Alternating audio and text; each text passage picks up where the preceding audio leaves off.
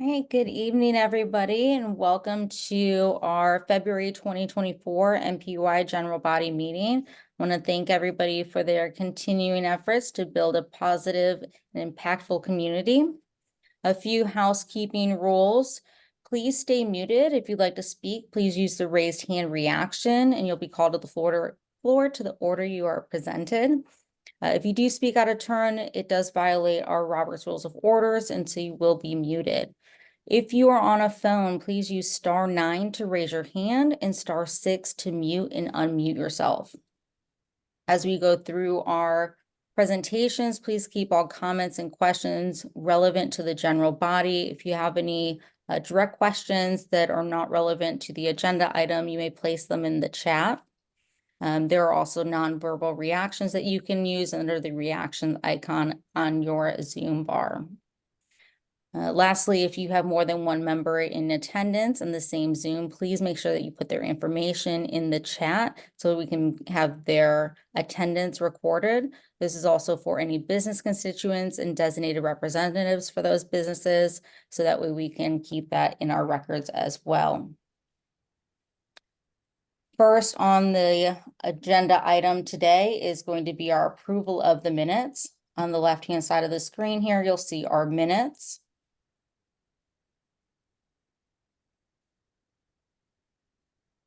All right, are there any corrections to the minutes, Secretary? I don't have any. All right, with that, we will go ahead and approve the minutes.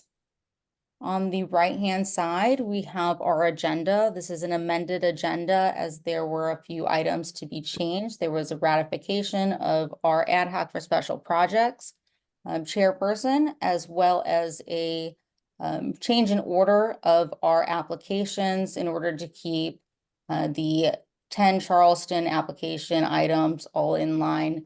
Hopefully that will keep us from jumping around a little bit. I will go ahead and motion to adopt the amended agenda. Do I have a second? So moved, Madam Chair. Second. Are there any in opposition to adopting the amended agenda?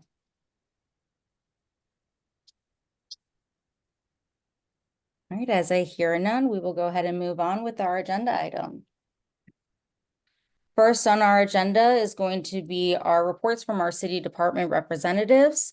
I'm going to call representatives to the floor. You have 2 minutes to speak. Again, if you have any questions for those representatives that do not pertain to the general body, please place them in the chat, or you may contact them directly, as their information is in the chat, and we'll make sure to share them as they come on the screen.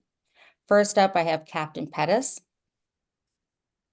Good afternoon, everybody. I'm Reginald Pettis, the Assistant Zone Commander in Zone 3. I'll be brief. I want to highlight a few things. As you all know, we've been getting torn up with the Kia and Hyundai thefts this past weekend. Some members of our department's community operations section hosted an event at Greenbrier Mall with Hyundai, where they came out and they were able to give out 550 club devices for steering wheels. And then they were able to update the software on another 700 vehicles to help prevent theft. We're looking to do the same thing in Zone 3 at a time in the near future with Kia and Hyundai. Want to talk a minute about our proactive enforcement in your NPU. Recently, we've been getting assisted by our special operations section. That's our motors unit. That's the motorcycle guys, the guys that ride horses, and our SWAT unit. I know we're reporting for last month, but this week alone, on 307's beat, which is the majority of your NPU, the SWAT unit conducted 50 directed patrols.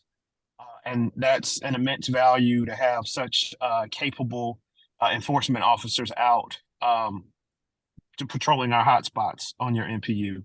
And we're going to continue to ask them to do so now that they have the ability to do that going forward.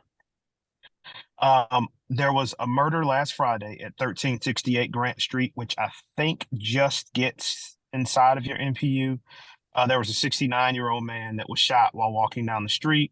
Our homicide unit has already identified a suspect, not by name, but by picture. So they have strong leads in that case, and it did seem to be a targeted attack, not an act of random violence. As far as our numbers for last month, we came in very well. We had 38 total Part 1 crimes in January compared to 42 in December. And I'll also tell you guys about our proactive traffic enforcement. Sorry, I'm working with two phones here because I'm on the street. Okay, so in your NPU, we made 54 total arrests, which is a pretty good number. That was the most for any NPU in January. 21 of those were traffic related. Another 11 were narcotics related. And then the rest varied. 3 for aggravated assault. And finally, just a few more notes. The fair, which is not in your NPU, obviously, but it affects the zone, returns on March 1st. We, as far as our 911 calls go, zone 3 is usually the lowest zone out of the 6 as far as calls received. And in the month of January, we were about a 1-to-1 ratio between 911 calls received and proactive enforcement for our officers. So that's what we're always aiming for, is a 1-to-1 ratio.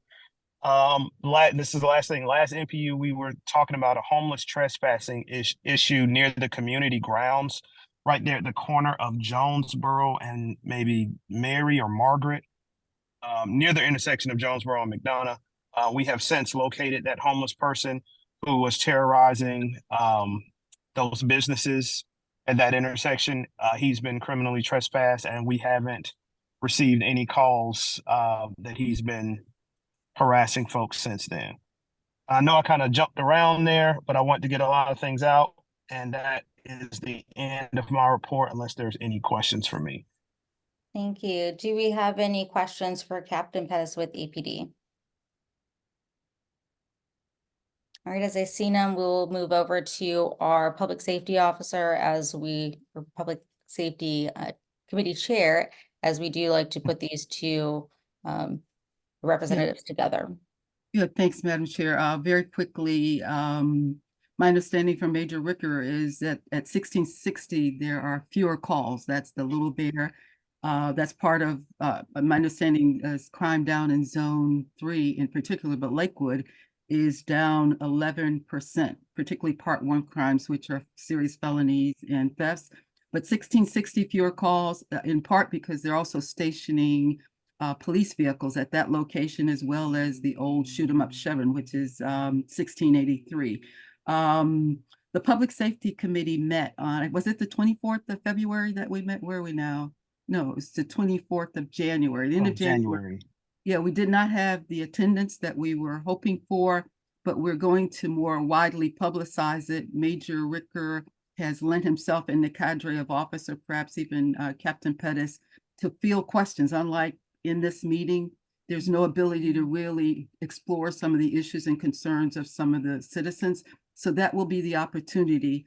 One last thing, I'm going to ask Major Ricker, Captain Pettis, can you tell the community what was the issue with the police fire, the arson on, I believe it's an arson on Glendale, which is right on the cutting edge of Lakewood Heights and Lakewood. Can you give us any, I know it's an ongoing investigation, but can you give us any feedback? Right. Sure. So for the last 2 years, we've been embattled with a terrorist organization, Defend the Atlanta Forest, where they are attempting to halt us from building our new public. I'm gonna have to back up for a second. Sorry. Trying to halt us from building our new public safety training center. And we finally are able to get more take-home vehicles for our officers. And unfortunately, we believe that this vehicle was set aflame by some of these terrorists. The good news is that we immediately were able to identify a suspect location. And that is all that I can say at this time. But that's what the intelligence leads us to believe right now. Thank you. And that is time. Do we have any questions for APD and our public safety officer? All right, as I see none, thank you so much. I appreciate you being on the call. Thank you. All right, we will move on to Gerard Jackson with Park and Rec. Hello, everybody. I hope everybody's having a wonderful day today. I hope everyone stays safe, and I hope everyone's enjoying our parks, not just South Bend, but all City of Atlanta parks. A few updates that I want to give you guys is I put in the chat earlier, but I will be putting it in the chat in the conclusion of my presentation. South Bend has a brand new CFM, that's Community Facility Manager. His name is Jose. I will leave his information in the chat so you can get able to contact him and let him know of any problems, not only at the rec center, but in the park area. Also want to let everybody know that our esports lab at Thomasville has fully became engaged. We have league play on Wednesday from 5 to 7, and we have league play on Saturdays from 10 to 12. These both opportunities are free in charge. We actually encourage children from the ages of 6 all the way up to 17. So if you have opportunity, if you want your children to learn a little bit more about esports, how to be more team players and learn how to turn their passion into a future career, please take this opportunity to come by and participate in this particular program. Also, I know I read on Twitter and a few other outlets that Park Pride is investing in a few of the parks around the area.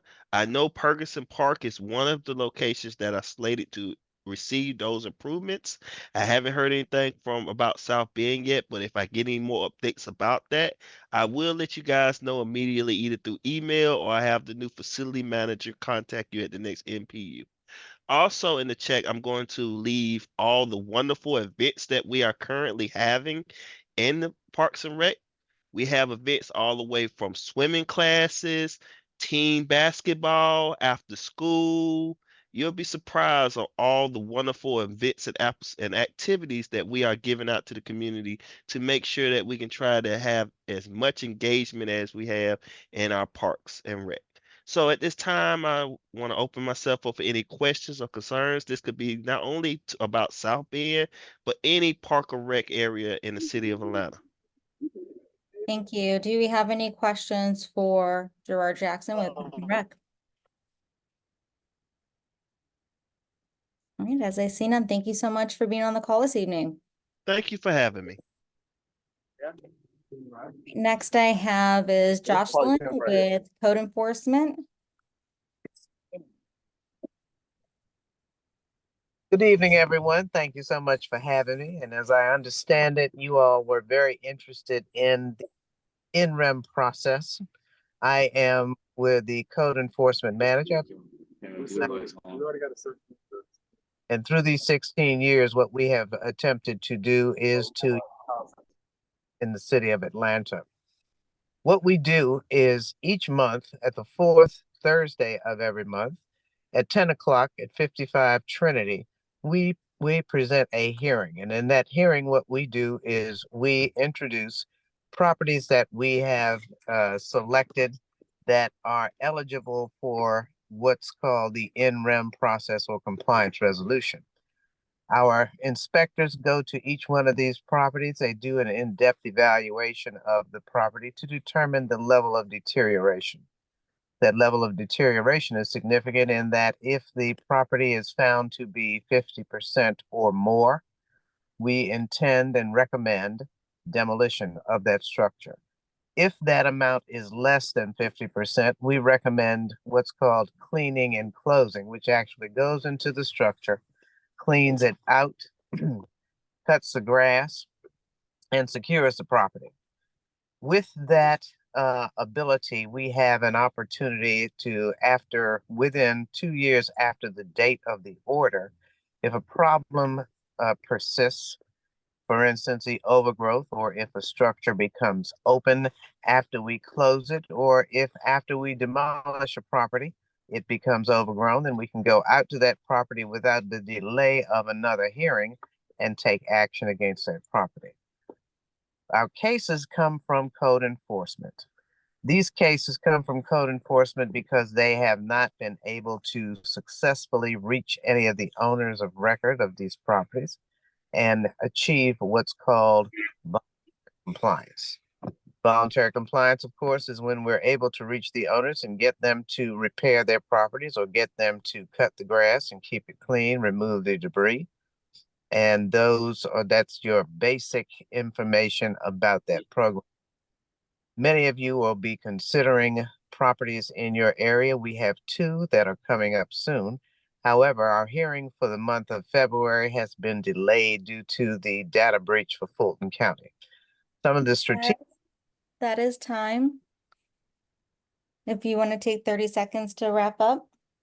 I have reviewed the details, the basic details of the program that we are conducting to eliminate the now open for questions. Thank you so much. Is there any questions from the general body? Omar Ali, you have the floor. Ms. Lyles, how are you doing? Fine, sir. How are you? Doing well. With the data breach, do you think the schedule will be back on hopefully in March? And will it be early March or late March? It is still the 4th Thursday of the month. I believe that's the 28th of March. 28th of March. Okay. And we can find the list of properties that's in the Lakewood area that will be presented. Yes, and I'll name 2 right now, 1671 and 1681 Jonesboro Road. Okay. Thank you. Thank you. Gloria Hawkins-Wynn, you have the floor. Thanks, Madam Chair. Ms. Lyles, I put it in the chat for you. It's that one property you and I continuously discussed in terms of demolition and the status. So, yeah. 276 Lakewood, I think that popped up in the chat. Yeah, 276 Lakewood Way. Okay, we're in the process now of getting an asbestos survey. Once that asbestos survey is completed, then the permit process will begin. Feel free to Thank you. information for periodic updates. Thank you. Do you have any other questions for code enforcement at this time? All right, as I see none, I appreciate you being on the call. Thank you so much. Thank you and have a great evening. You too.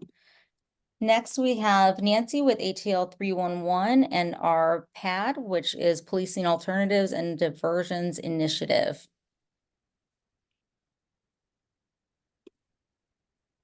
Hello there, everyone. My name is Nancy Spruill, and I am your ATL 311 ambassador.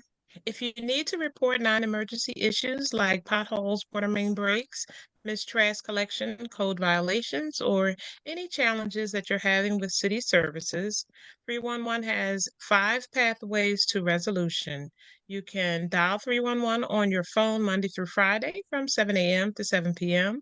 You can email us at atl311@atlantag.gov. You can also set up your own account at www.atl311.com. Download the ATL 311 mobile app, and then you can chat with a virtual assistant. And last but not least, you can contact us on social media to report issues. Our contact information has been put in the chat, and also there is a survey link that has been placed in the chat. I'm here today to answer any questions that you have about 311 services. Also document any cases requiring escalation. And I will have someone to follow up with you directly. And now I'll ask for those of you who would like to use a chat function to send me something. Otherwise, I'll use the remaining time for any questions that you have for me regarding 311. Are there any questions from the general body? All right, as I see none at this time, thank you. I appreciate you being on the call. Thank you. Next we have is Officer Lawrence with the City of Atlanta Department of Public Works, the SWEET team.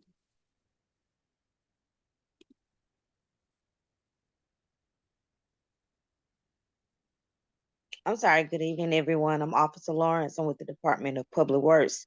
SWEET team, we're code enforcement for solid waste. We are responsible for educating residents how to properly dispose of their garbage, recycling, and other items placed at the curb. We also handle illegal dumping and some commercial violations as well. This week, just a couple of reminders. I know President's Day was Monday. We will not experience any delays in service this week as it relates to everything will be collected as your normal collection day. So typically in NPU-Y is Thursday, so everything will be collected this week that should be collected. Yard trimming this week, however, will not be collected. We're still on bi-weekly collection. Unless yard trimming will be collected if you have a bulk schedule. So if they give you one for this week, then they will be picking it up this week.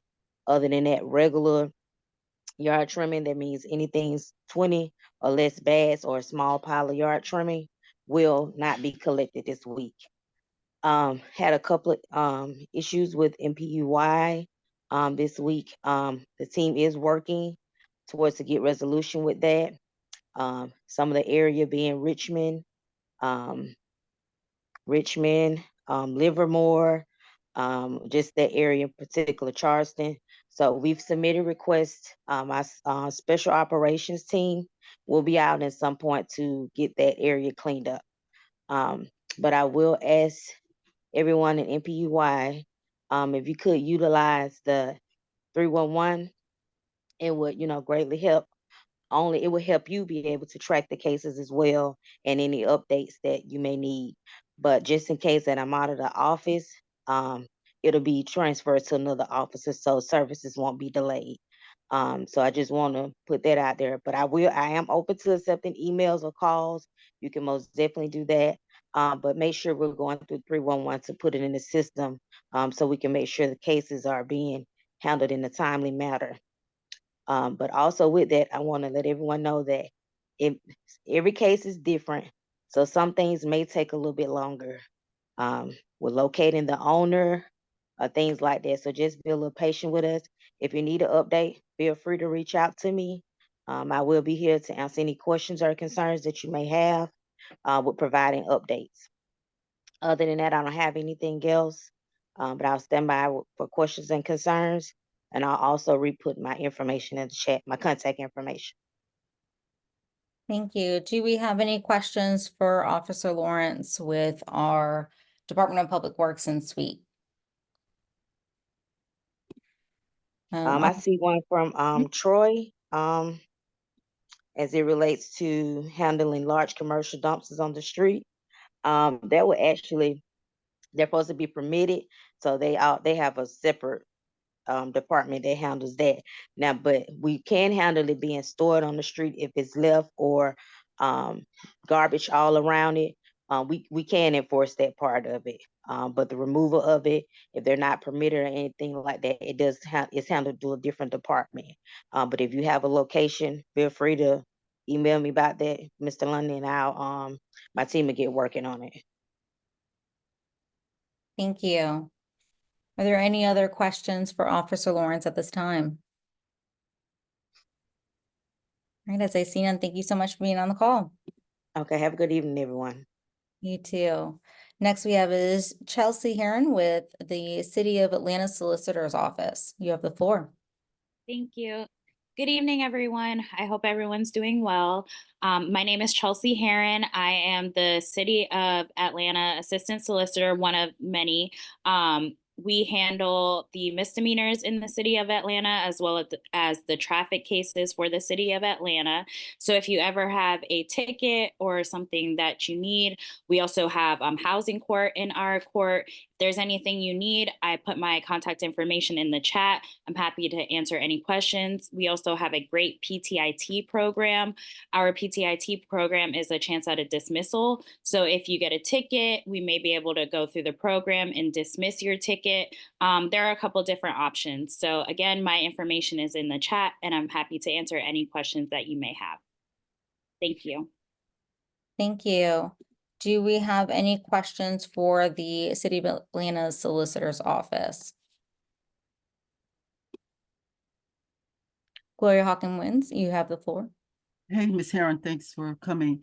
You've had a couple predecessors who've come through and have spoke to the need for, I guess, inspection of alleged nuisance actions. And we have two that are proverbial, 1778 Lakewood Avenue. Has there been, I think, Tobe Johnson, and then after Tobe Johnson, someone else came in. Any guidance on that? So I did hear the code enforcement officer speaking about those properties, and we do have an actual housing court. Now, Mr. Johnson is not in that housing court, so I did make a note of those addresses so I could bring it up to the attorneys who are actually working in that court. Okay, the latter one being again 1678. I don't know if that one was mentioned earlier. 1678 Lakewood Avenue. Okay, I will make a note of that and bring it to their attention as well. Thank you. You're welcome. Thank you. Do we have any other questions for the solicitor's office? All right, as I see none, thank you so much for being on our call. Thank you. Next is Officer Cofield with Housing Code Enforcement.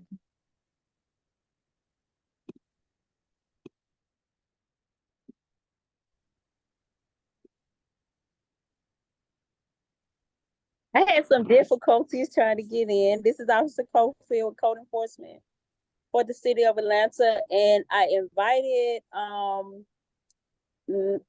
Officer Lyles, which she's a supervisor over the interim process. So hopefully she's in here. I know she speaks longer than me, so I was going to give her the floor, the 3 minutes for code enforcement, but she does work alongside of us in the interim office. Officer Lyles, are you here? Yes, she has already spoken. She's already spoken. Okay, well, I wanted to give her that we are here at Code Enforcement. I know I had a number of emails that came from Cho's Park, and I have to answer back to those emails about different properties in the particular area. I will get back with you during the emails, and I'll try to report on those next week. It was just trying to go backwards and forward with my supervisor as to what the emails and how she was going to do those particular properties in those areas. Also, I have the 1778 Lakewood, I think it is. And I've spoken to the courts about that being on the nuisance abatement. And she was supposed to be getting back with me, Erica Smith, but I haven't heard anything back from her. But I did email her about that particular property because I'm getting a lot of phone calls about the property in the neighborhood. Thank you. Do you have any questions for Cynthia Cofield with our Housing Code Enforcement? Paul McMurray, you have the floor. What is that address again? Ms. Cofield? She said 1778 Lakewood Avenue. Yes. Thank you, Officer Lawrence. And what was wrong with it? Well, Paul, Well, for the what- minutes, we can check the recording afterwards. I'm happy to send you that information. I'm Are sorry, there she's any- having difficulties, but what she was stating about that particular property is that she's been in touch with Erica, the solicitor, head solicitor of the court, about the property in itself and the neighborhood complaints. And they're working to see, she's just waiting for something back from her to how go about to deal with the property. So but she's having difficulties on the line right now.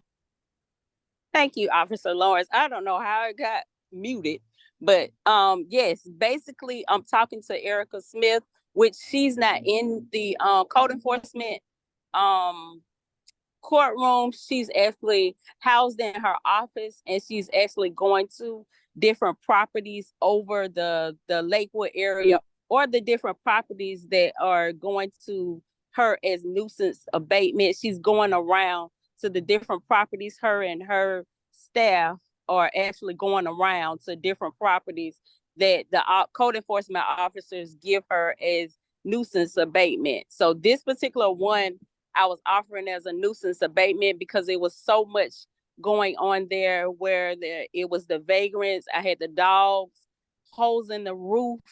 It was a lot of junk, trash, and debris at the actual property. So that's why I was offering it as a nuisance abatement. People was living not inside of the house. They were living outside of the house in the actual yard area. Thank you. And there is a question in the chat whether your office handles broken windows on houses in construction or if that is part of the permitting office. Yes, we do handle broken windows. We do have that code. So if you want to submit that, you're more than welcome. You can do it through 311 or you can do it through me. I put my email in the chat. Thank you so much. All right, you're very welcome. As I see no other hands raised, I appreciate you being on the call. Awesome. I hope you all have a wonderful evening. You too. Are there any other city department representatives that have not been called to the floor?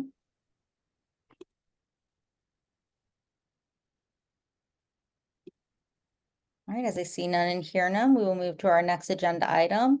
Comments from our elected officials. We do ask that you keep your comments to 2 minutes or less, and please hold all of your questions until the elected official is finished. First up is Michael Ulmer with the City Council District 1. Hey, Nicole. Thank you for having me. Yeah, I'm actually here with Councilmember Winston at an event. So if I come in and out, just please let me know. But we did have just kind of a quick update. The council had their last meeting on Monday.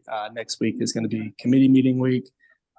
They did approve legislation that doesn't impact District 1 directly, but in a way it impacts us all. The legislation for no turns on red lights, which impacts downtown, midtown, and the Castleberry Hill area. So that was something that Councilmember Winston co-sponsored.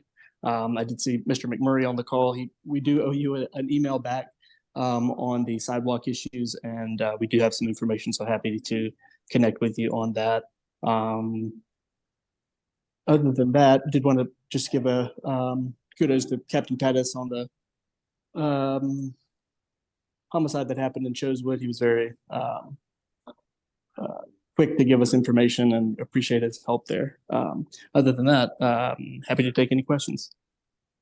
Thank you. Are there any questions for our District 1 office?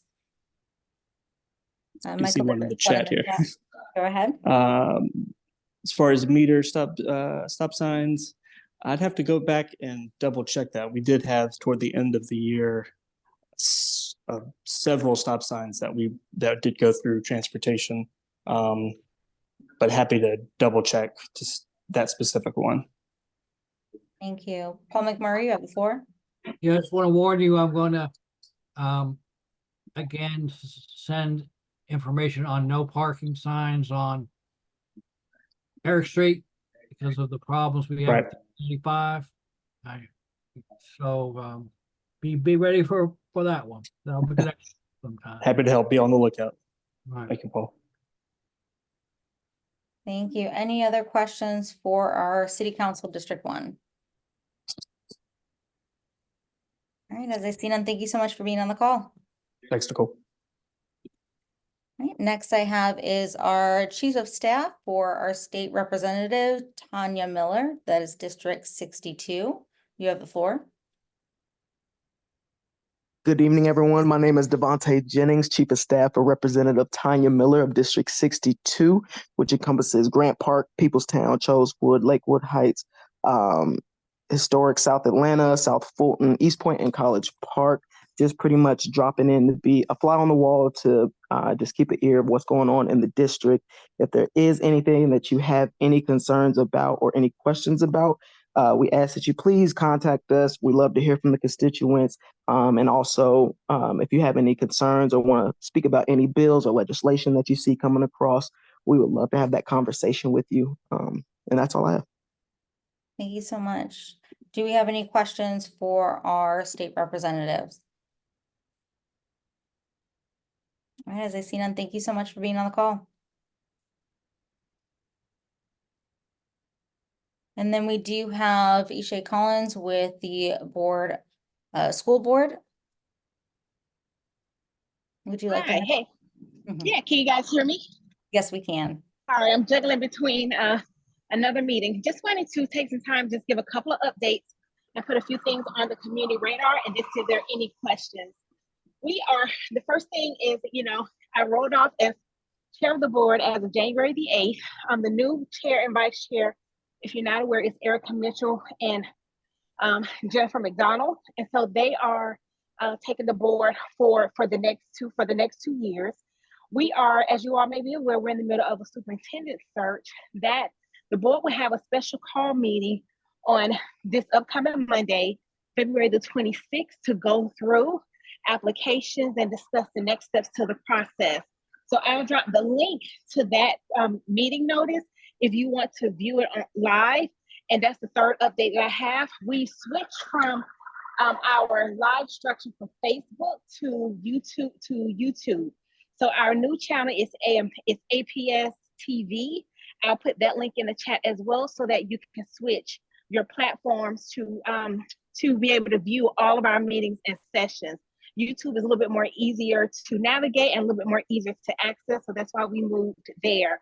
The fourth announcement that I have is in terms of, if you've been following our facilities master planning, particularly with our vacant properties, the property definitely in this area is the Lakewood Elementary School. We are moving forward. The district is moving forward with the land trust piece in terms of coming back to the community as we develop that RFP process in terms of what we want that school building to be. And so there, we are in conversations with the intergovernmental agreement with the city and land trust in terms of next steps. I'll keep you all posted in that space. I think it is scheduled to come before the board for consideration sometime at not March meeting, but definitely either April or May meeting. Whatever happens with that, Nicole, I'll make sure that you all have that information to be able to share out to everyone. And then my last update is tomorrow night, I am hosting a community conversation for District 6. And I share this NPU with Katie. And I'll drop that link in the chat as well, so we have a deeper conversation about some of these key pieces I share with you tonight and a couple of other things. So glad to be back with you guys. And just want to stop there, open up for any questions. Thank you so much. Paul McMurray, you have your hand raised. You have the floor. Ms. Collins, can you tell us the status of the possibility of the movement of children in Chosler Park and Peoplestown from the Jackson cluster to the Carver cluster? Great question. Yes, that information, that process has been put on pause for right now while the district gets some additional data. I think in terms of understanding the full changes that have been happening and the growth that has been happening there, number one. And number two, with the interim status of leadership, I think there is, and I'll get confirmation just to make sure, but conversation that we're having was to also have the next superintendent and the next leader to lead any of those additional conversations in terms of redistricting or reassign or pretty much redistricting in that space. And so I'll get you some additional information and talk to Dr. about it just for us to get an update, but that's the update that I have and I know of currently right now. So it's been put on pause. Well, other people I've talked to says this is not an issue anymore. And I try to tell everybody, no, it's on hold. Yeah, no, it's an issue. It's definitely an issue, and you're definitely right. It is on hold. It's going to get to a point we're going to have to think about. We're going to have to address it. I don't know when that will happen, but just in terms of the growth that we're seeing throughout the city, period. So it's just not this end of the Carver cluster and the Jackson cluster, but you're talking about we're having these conversations in terms of Midtown and Washington. Just throughout. So yeah, it's an issue and it's definitely on hold. Okay, well, I'm suggesting that we open up a 9th grade center at the middle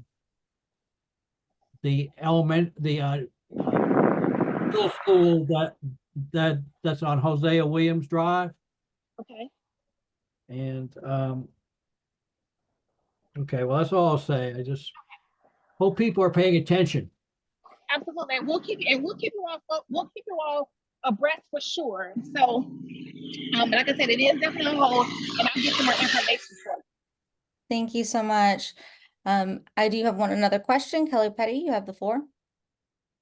Yeah, I just wanted Ishay, because I was on my phone, so I couldn't hear. Were you saying Lakewood Elementary is going to be a land trust? I couldn't hear what you were saying. Can you repeat what you were?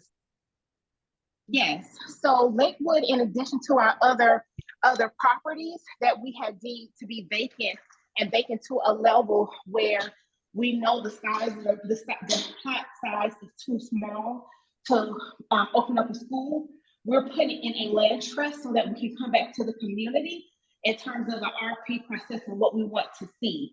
And so part of that is entering to an IGA with the land trust and the city to hold those properties so we can move forward with the next step in terms of the RFP process. So that could be conversations in terms of, we heard everything from affordable housing, early childhood education, business growth and storefront in that space. So that's just the next step where we are in the process. And that's something that was the decision of the board? Yes, that was it was a recommendation from the administration. And in our last facilities master planning conversation, which took place in November, the board did in fact decide to move in that route only with our vacant properties. And it's a list of about nine vacant properties throughout the district where like I said, where the plots are so small that we don't have any intention. The administration has been very clear that APS did not want, there's no need to build a new school or anything on the APS side. So the land trust, we keep ownership of it. So it's not being sold. We keep ownership of it. And then there's the next step in terms of the design and what the community wants to have in that process. So we'll come back to the community and have these engagement conversations on what the RFP should look like to move that process forward.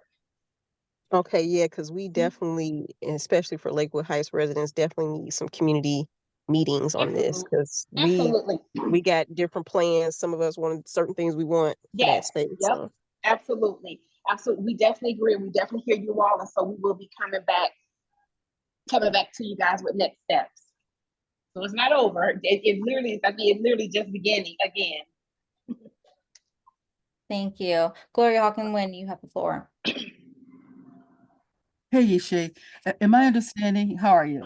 My understanding that the administration of this process is in the hands of a development authority, not necessarily the land trust? No, it's not in the hands of a development authority at all.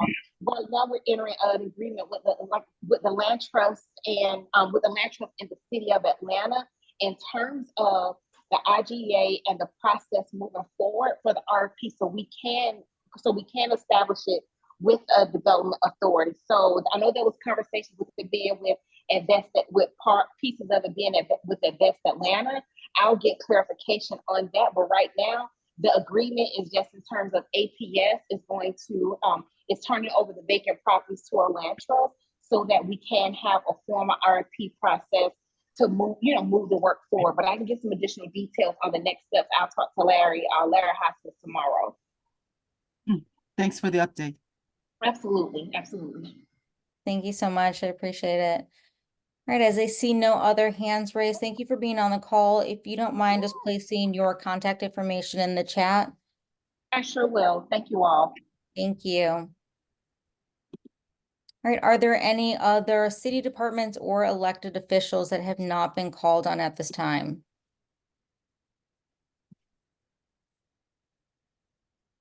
All right, thank you everybody for being on the call. I appreciate your time. Next, we're going to move to our committee reports. Please keep all committee reports to 2 minutes or less. I do ask that the general body hold their comments and questions until after all of the reports are completed. First, I call to the floor our zoning and land use, which is Robert Morris and Jacob Mills. Hi, good evening, everyone. This is Bob, and I'll turn it over to Jacob in a second. I have no announcements to make tonight, except that I want to remind folks that the zoning committee for NPU-Y does meet on the last Wednesday of every month, and you are welcome to attend. Jacob, anything for you? I think we're good. Yeah, I'll double down on that. Please join us for the zoning meeting where we have an open forum. The discussion is available for any of the applications and applicants that come available and online for NPU-Y. So please join us at our monthly meeting. Thank you. Next, I have Parks, Beltline, and Environment, which is Dr. Rebecca Robinson.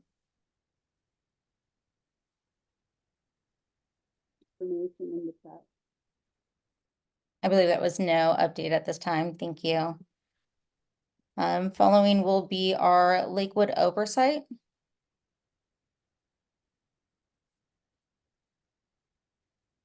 Next we have is Lakewood Finance.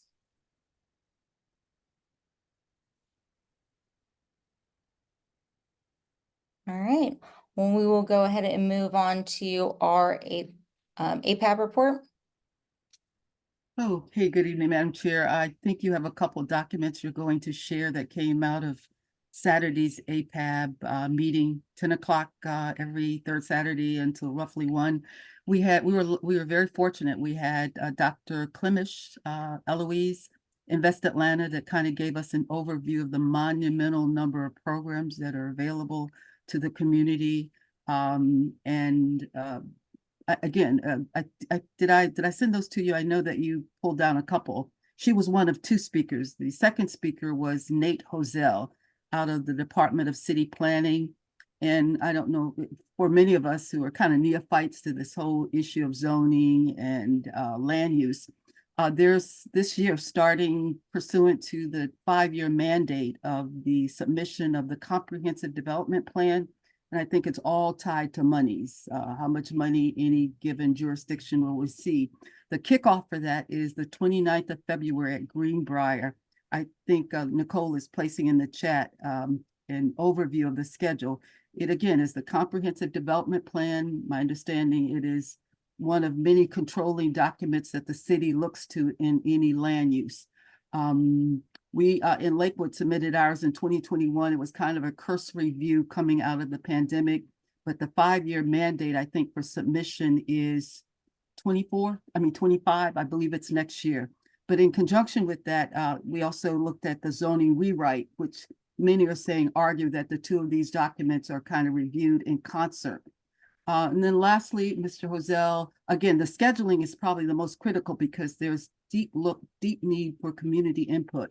I think after the February 28th visit will be Dunbar, which is the closest to our NPU-Y. The Dunbar Center, and again, it will be sensing sessions with people around tables, charrettes.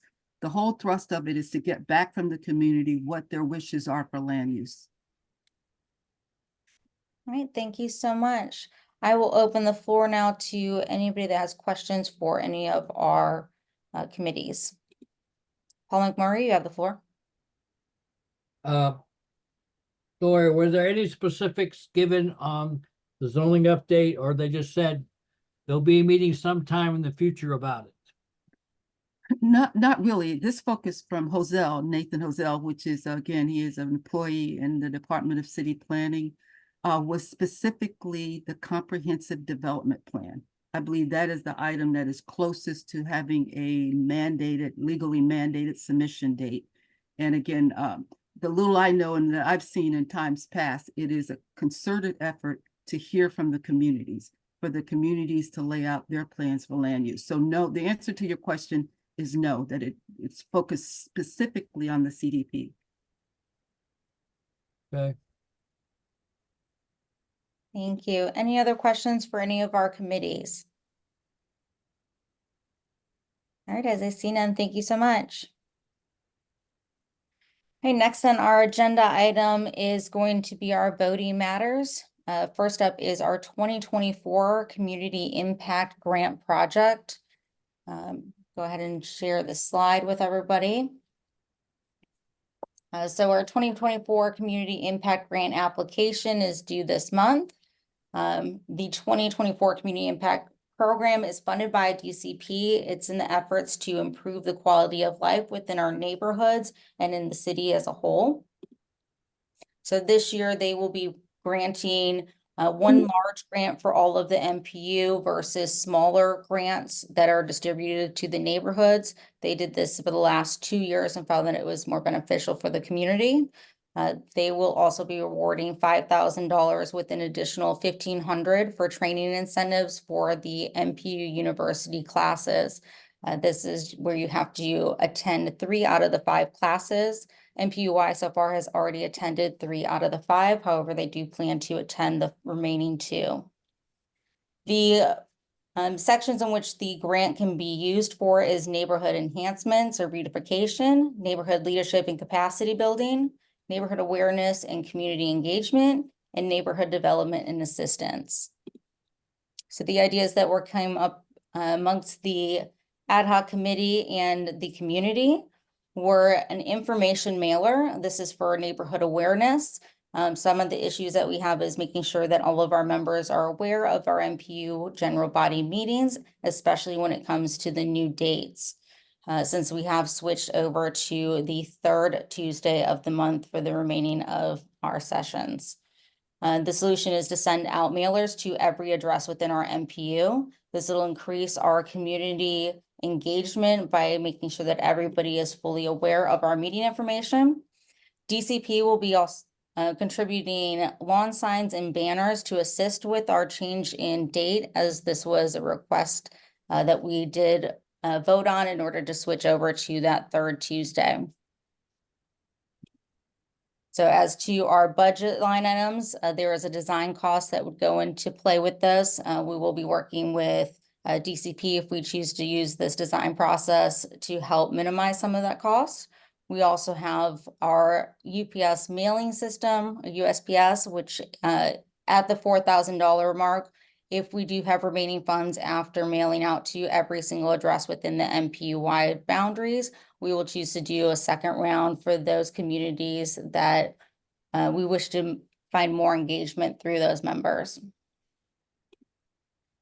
Another option is our Unity Day. As we know, we did this last year as well. So this improves our communication between our neighbors and our neighborhoods. There is no formal way of our members to interact with one another outside of our NPU-Y meetings. So this would create our annual event for these members and leaders to meet together. It also brings together our youth with our community engagement, and this can include some kid-friendly games while they're there and potentially bring some small business to set up booths, promote their business, and potentially even sell their products. So we based our budget on last year's priorities, which is event space rental, which the hope would be either donated or to use the John Burdine Community Center, event insurance, event flyers, food and snacks, which was used from the budget last year. We also have our DJ and sound, a bounce house, which can also be interchanged with other items, porta potty, depending on the location, and beverages and ice. Next we have is a street mural, and this is to bring beautification with art in the community. As we bring art into the community, it also allows a chance to reduce unwanted graffiti. So not only would the community select a design, but they'd also select a location for this piece. We could showcase our history or our unique NPU characteristics through the art. A bonus on any sort of street murals is that things like this cause traffic calming, as it actually distracts the driver to look at the traffic calming item and makes them slow down. Here's an example of some other street art murals throughout the community. And the budget for this would require a permit, additional artist fees, and supplies. So I'll go ahead and open the floor for any questions and comments and have a discussion on this. Kimberly Brooks, you have the floor. Hi, I was wondering about the meetings. I went out this last couple of weeks and I've been out in the community, and I was just wondering what would it look like for because I met you guys from the NPU unit, I think Unity Day. What could something created from this body look like as an outreach component? Because I ran into a lot of neighbors that don't have the internet, that don't have the Zoom capabilities, and we have a lot of important decisions that are about to be made with these grant processes. And I found it quite complicated to try to explain these to local residents because the only way that they could find out is digitally.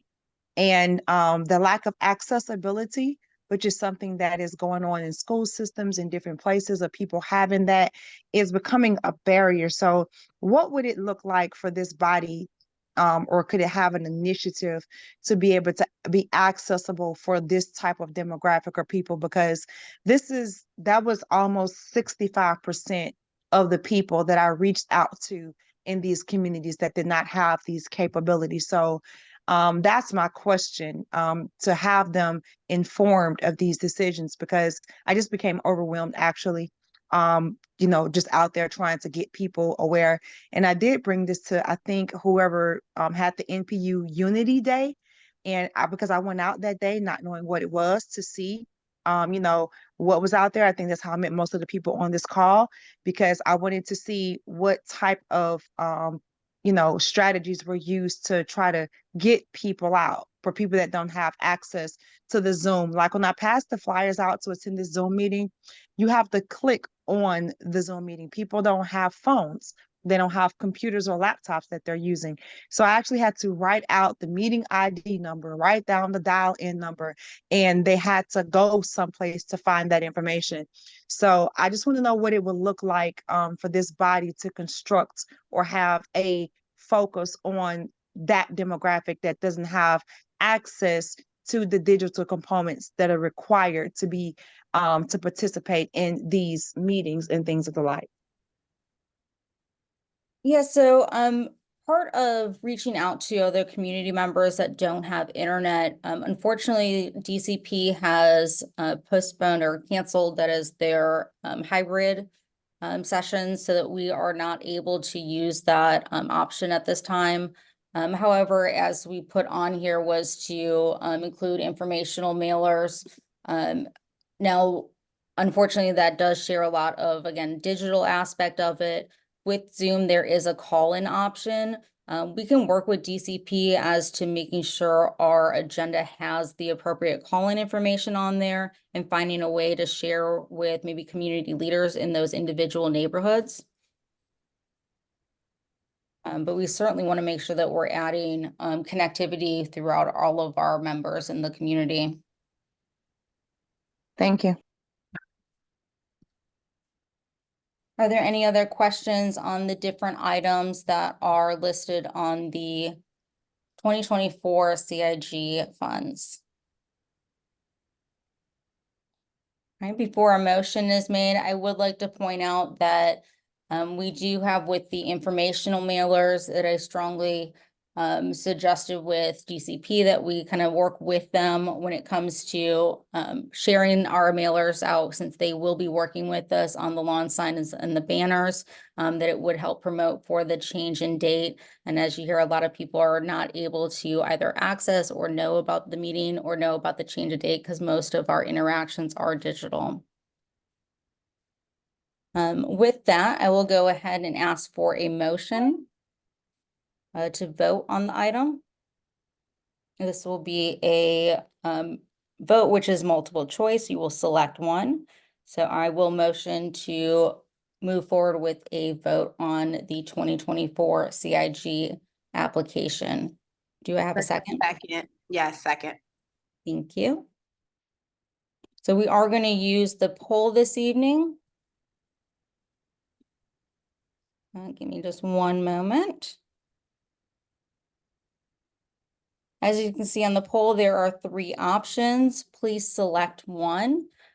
As a voting member, NPU-Y recognizes residential constituents. That's any person 18 years or older whose primary place of residence is within the NPU-Y boundaries, or business constituent, and that's a representative of any corporation, organization, institute, or agency which owns property or has a place of business or profession within the community. Business constituents may have one designated voter. If you are a business constituent and a resident, there is only one vote. Also, all eligible constituents are entitled to one vote based on attending 3 of their 12 months, 3 of the 12-month period.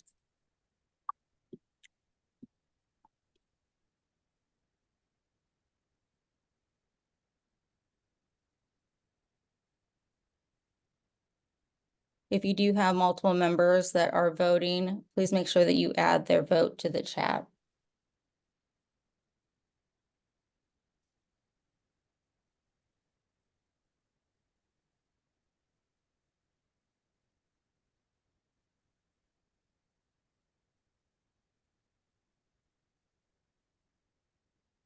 Again, the 3 items that are being voted on, you may select one of the 3. It is information mailers, Unity Day, or street murals.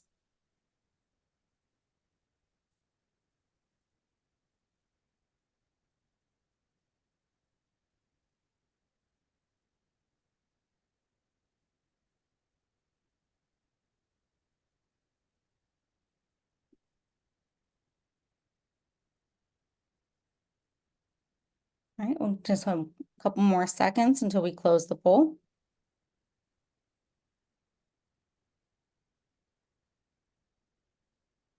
All right, we have closed the poll. Put on the screen for you to see. So information mailers is 5, Unity Day is 14, and street murals is 13. In the chat, we have 3 for street murals, which puts us at 15 for street murals. So at this time, our street murals has won the vote on this. Thank you so much, everyone. So we will place our application based on the street mural, and we will use the community general body meetings in order to share locations, designs, and so this will be a community effort as to being able to have input on the matter.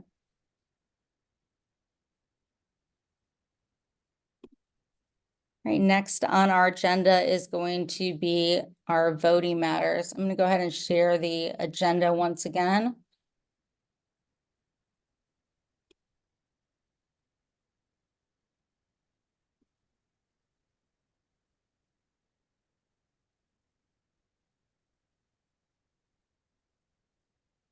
All right, so as to our voting matters, we do move down to our BZA, ZRB, and CDP amendments.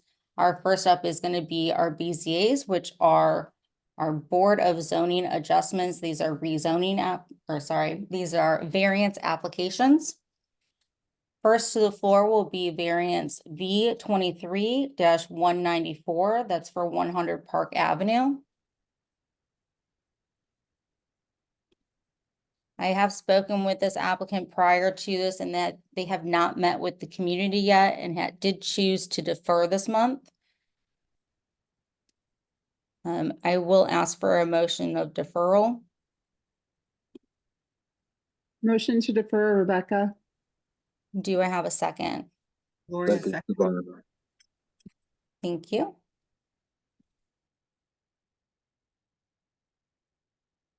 All right, so as I launch the poll, the same voting rules apply. Again, this is a motion to defer.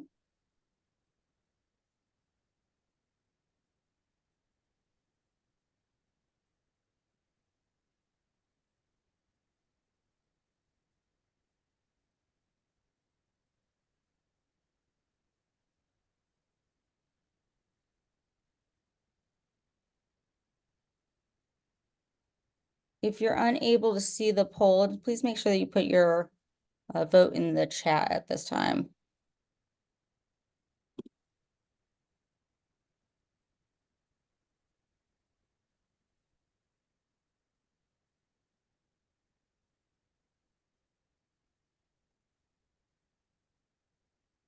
Give it 5 more seconds. All right, and we are ending the poll. The motion to defer is 21 yes, 0 no, and 9 abstentions. We do have 3 votes in the chat, which puts us at a yes for 24. I did see a hand go up. Is there a question? All right, as I see none, thank you. All right, next we will move to V-24-17. This is for 121 Thurfield Avenue. You have the floor. Hi, good evening. Yeah, this is Steve, and I'm with FCS Ministries. And we have recently acquired this lot at 121 Thurfield. And it's a non-conforming lot, meaning that it is very, very small. And so in order for us to build anything reasonable on it, we're requesting the variance. Should I share my screen? Yes, please. Okay, let me pull it up here.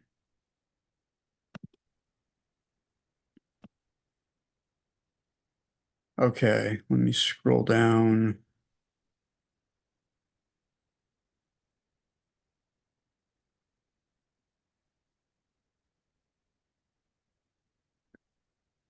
Okay, yeah, this is a survey of the lot.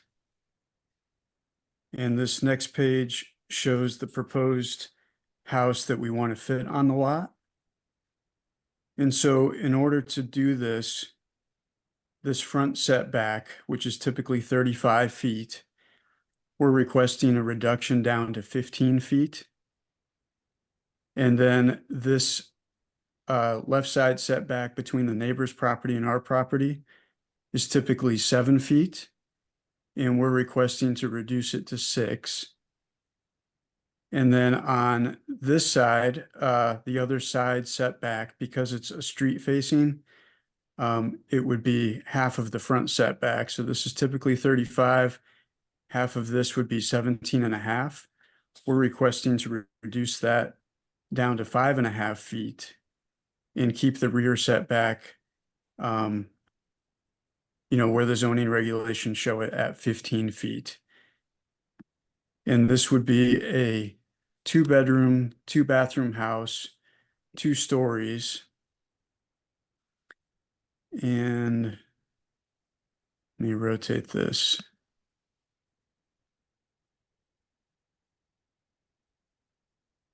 This gives some general renderings of what we're proposing to build here.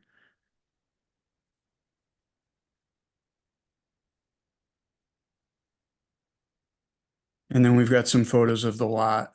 This is the front of the lot facing Thurfield. This is kind of from the neighbors looking across our lot. You can see it's very narrow. This is the front of the lot. This is the corner view. And this is the side view. And so, yeah, we'd like to just build something nice on it. And in order to do that, this is the variance we're requesting. Thank you. I'll now open questions and comments from the general body. You may raise your hand. Gloria Hawkins-Wynn, you have the floor. Is your name Steve? Steve, what does the neighbor say about the setback to the right? I guess it's to the right. I guess it's the eastern portion of the house. What's their feedback on? Are you talking about the neighbor immediately on the side? Yeah. So I met with the owner of that house. His name is also Steve, it happens to be. And he had no issues with what we were proposing to do. Oh, very good. Kelly Petty, you have the floor. I was just wondering, is this single family or multifamily? Yeah, good question. It's just a single family dwelling. It'll have 2 bedrooms and a bathroom upstairs. And then, downstairs, kitchen, living, dining room, half bath. Thank you. Melody Ford, you have the floor. Hi, Steve. Is the parking gonna be on the side of Lansing or where? Yeah, that is a good question. So we have made the decision, we're going to remove this existing parking pad just because it's quite confusing, as it looks like it leads into this neighbor's property. So we are actually going to put the parking up in the front here along Thurkield Street. So we'll have a driveway. And I think what we're going to do is we're going to edge the house. So this porch will shift over, leaving a little nook right here. And that'll give us a good length to fit a reasonable driveway. Okay, thank you. Sure.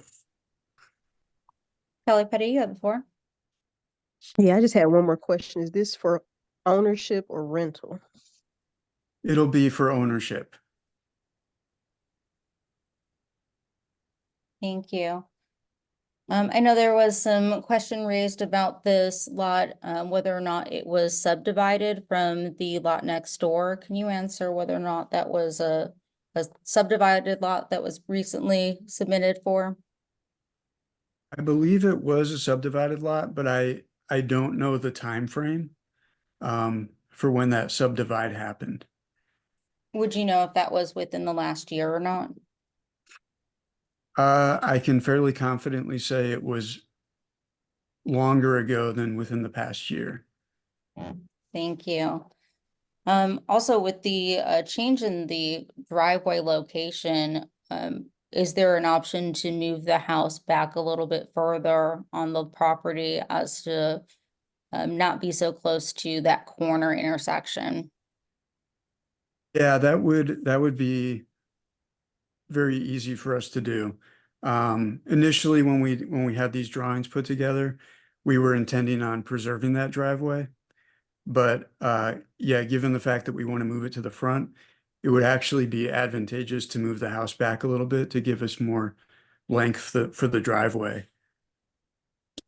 Thank you. Gloria Hawkins-Wynn, you have the floor. Yes, thanks. What's the frontage on those two lots prior to subdividing? I don't know the neighbor's lot. Let me see. Was it on our just an R4, regular R4 standard lot frontage and square footage? Probably. So this neighbor's lot Mhm. goes much deeper than our lot. But we have 30 feet across here and 75 feet here. And so I'm not sure what took place in the subdivide. In the adjacent lot, is there a house currently on it, or is it also some kind of rendering? No, there is a house right here that was constructed within the past year or two. Thank you. And you can see on the survey here that the neighboring lot is 30 foot as well for their front footage. Oh, yes, there it is. Yep. Do we have any other questions for the applicant or a motion to be placed on the floor? Motion to approve. Rebecca? I do have to call hand raised. Zach Murray.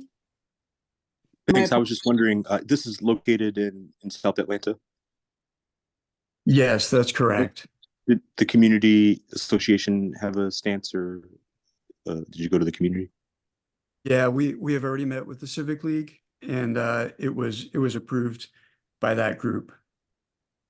Thank you, Zach. I skipped a major portion of our general discussion and questions. Do we have anybody from the South Atlanta Community Association Civic League that would like to speak on the matter?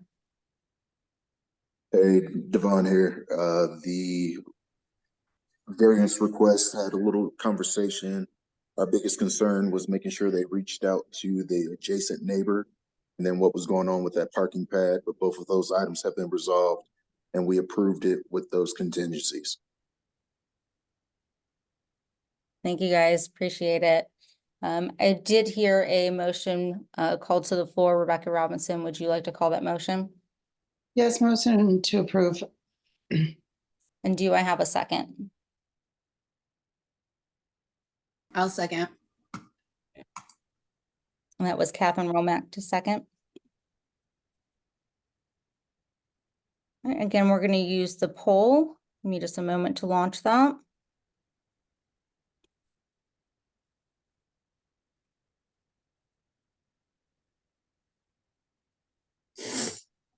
All right, I have launched the poll. Again, the motion is to approve the application.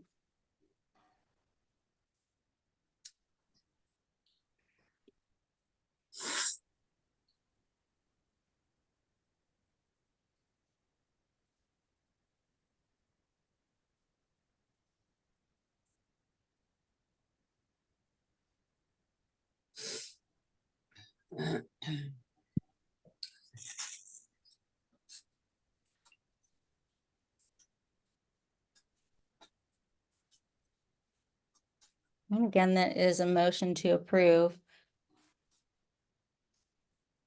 If for some reason you're unable to see the poll, just make sure to put it in the chat. I know that sometimes it does not show up on everybody's screen every time for some reason. However, with the polling option, we are able to verify our attendance. And so that way to keep our eligible voters in record.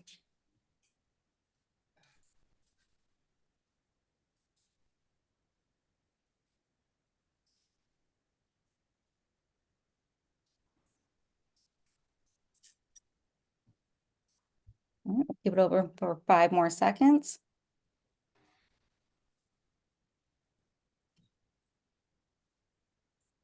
All right, we'll be closing the poll. All right, so there is 22 yes, 3 no, and 3 abstention. I show 4 yes in the chat and 1 abstention. The motion carries with 26 yes, 3 no's, and 4 abstentions. For your time, appreciate it. Thank you so much.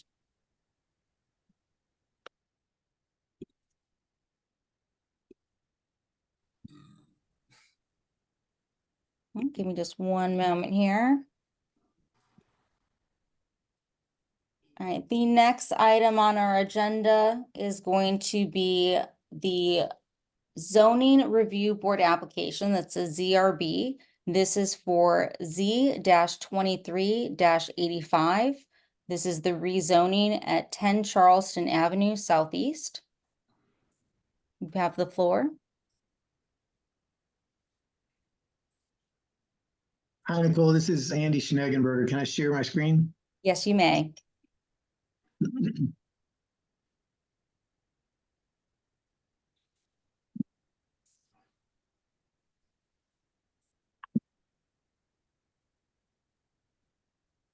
All right.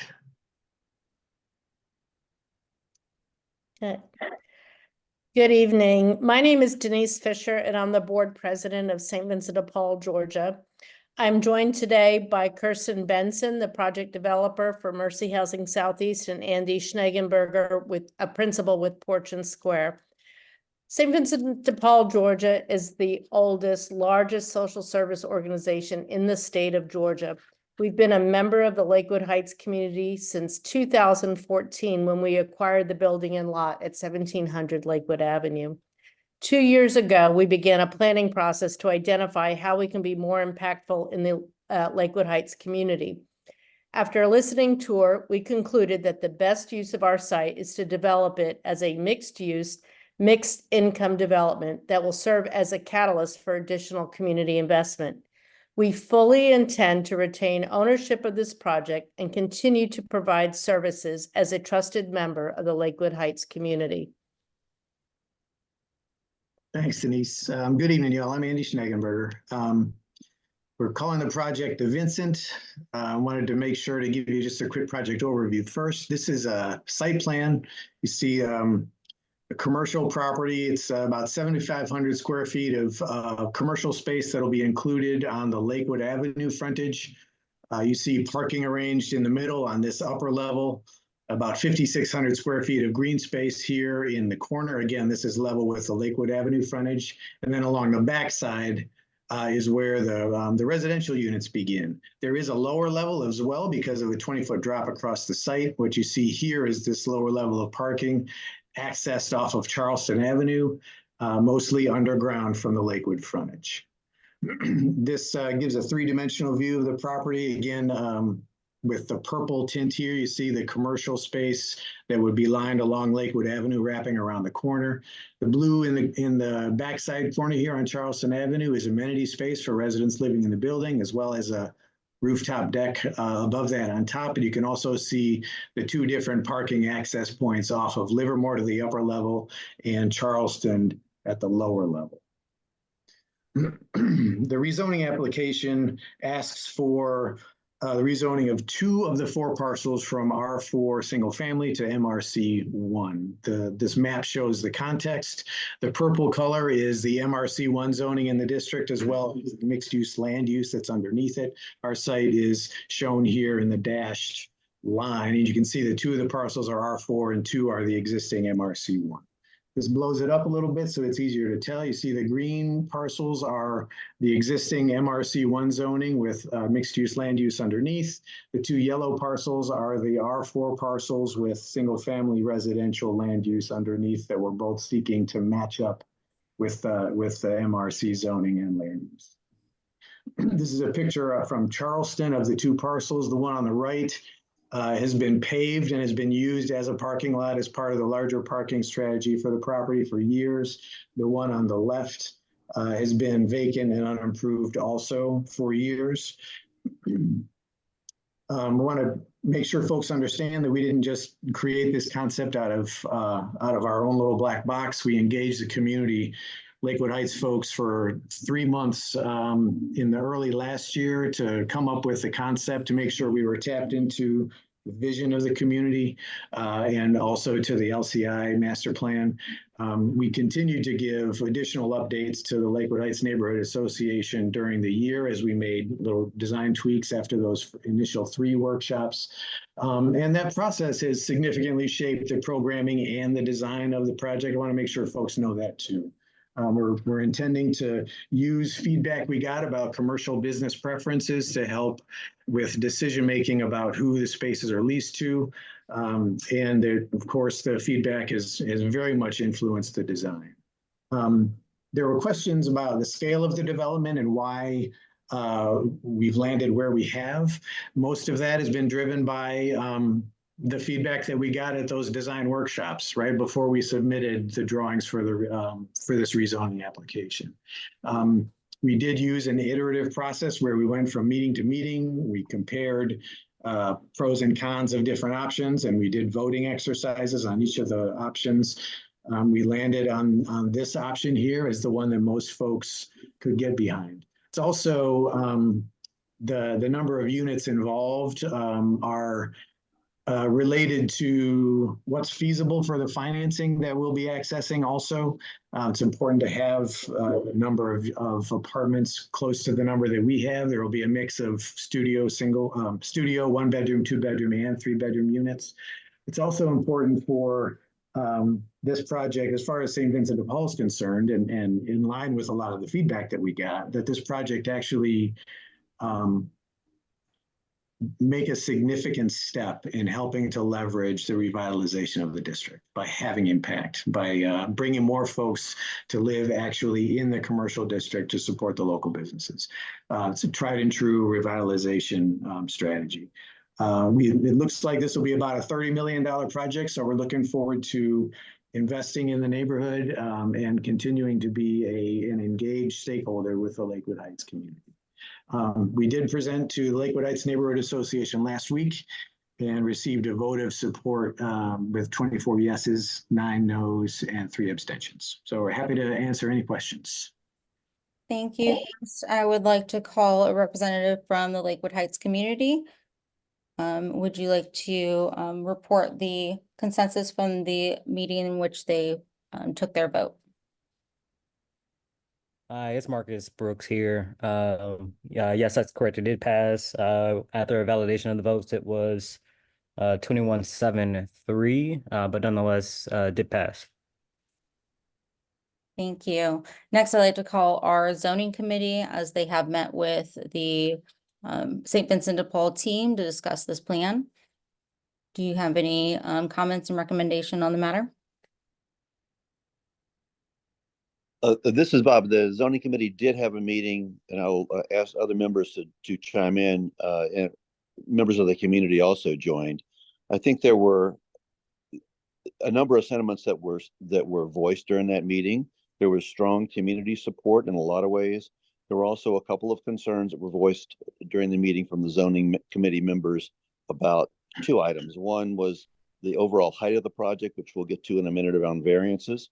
And the other was just the precedent that gets set around rezoning of single family parcels. So with that, I'll turn it over to other members who may have a comment.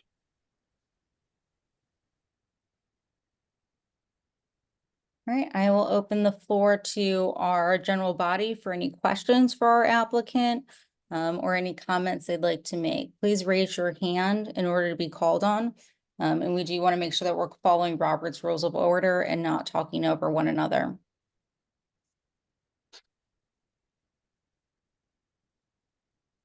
Do you have any questions or comments on the rezoning application? Kimberly Brooks, you have the floor. This is actually another question. I had a lot of people that called in today. Could you provide the instructions for persons that are calling in to participate in the calls? Because I'm not familiar with those, with how that works when it comes to speaking or commenting. Yes, so if you are on the phone, it is *9 to raise your hand and *6 to mute and unmute yourself. When it comes to voting, if you can raise your hand and I can call on you to make a voice vote, as if you are on the phone calling, it is difficult to use the poll system. So you said it's *9 to raise your hand, or Correct. repeat that? I'll put it in the chat as well. It's *9 to raise your hand and *6 to mute and unmute. Right, because they can't see the chat on the call. That's why I just wanted another verbal instruction because they can't see the chat. Thank you. Yes, I understand. So *9 to raise your hand if you're on your phone and *6 to mute and unmute. All right, next I'll call is Lisa Reed. You are muted at this time, Ms. Reed.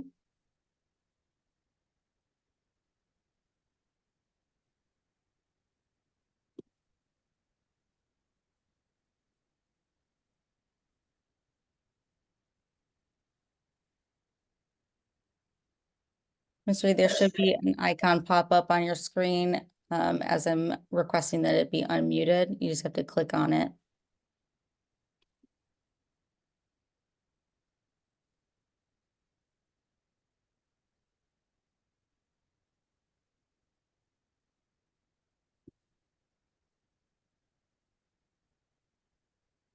Ms. Reed, once you're able to unmute, we'll go ahead and put you on the floor next, but we'll move to the next question at this time. Gloria Hawkins-Wynn. Yes, thanks, Madam Chair. I don't believe there's not any single person from Lakewood that doesn't want a development at that location. The question is, what development comports with the 10 years of sensing sessions, the 10 years of the LCI that was presented in 2013, in 2017, with Councilmember Carla Smith. We all went in and we did zoning for that downtown area. Again, we're one of very few communities with the downtown area. This is a massive build. The only reason St. Vincent de Paul has to come to us is because it's massive. They would like to encompass 2 single family lots. They would also like to build, I think it's to 52 feet, the rear portion of that building. We, in 2017, in rezoning this, wanted very much the opposite. We wanted a quaint build very similar to Kirkwood, where absolutely residents that overlook the street, that there would be a percentage of commercial, kind of what, like a go-to venue. if we look at the All Event Center down the street, a small percentage are actual neighborhood participants. What makes it vibrant is all of the other 9 contiguous communities feel as if it is a go-to location. I say I'd love to have a design to downscale this design such that it does not eliminate the two single family parcels right there on Charleston, and to minimize the size of the backside of the building. I always refer back to the comment and review early on from Susan Coleman and transportation. Transportation is a huge issue. If anyone can post the Acela document for folks to peruse at this point, it clearly speaks to transportation being a huge part of the feedback, amongst other things. Susan Coleman, her position was, how does this building facilitate community engagement? And secondly, I think her other question was, gosh, it doesn't even come to mind. But again, if that Acela document is presented, I think folks will see in that early comment period the feedback from the city. Again, that is my comment. I think indeed we want to build, but it's not commensurate with this mammoth bill that is projected here. Thank you. I'm going to go back to Ms. Reed. Were you able to find the unmute on your app? If you'd like to message me, I'm able to share any questions. I'll put my information in the chat for you. I'll call next is Suzanne Otis.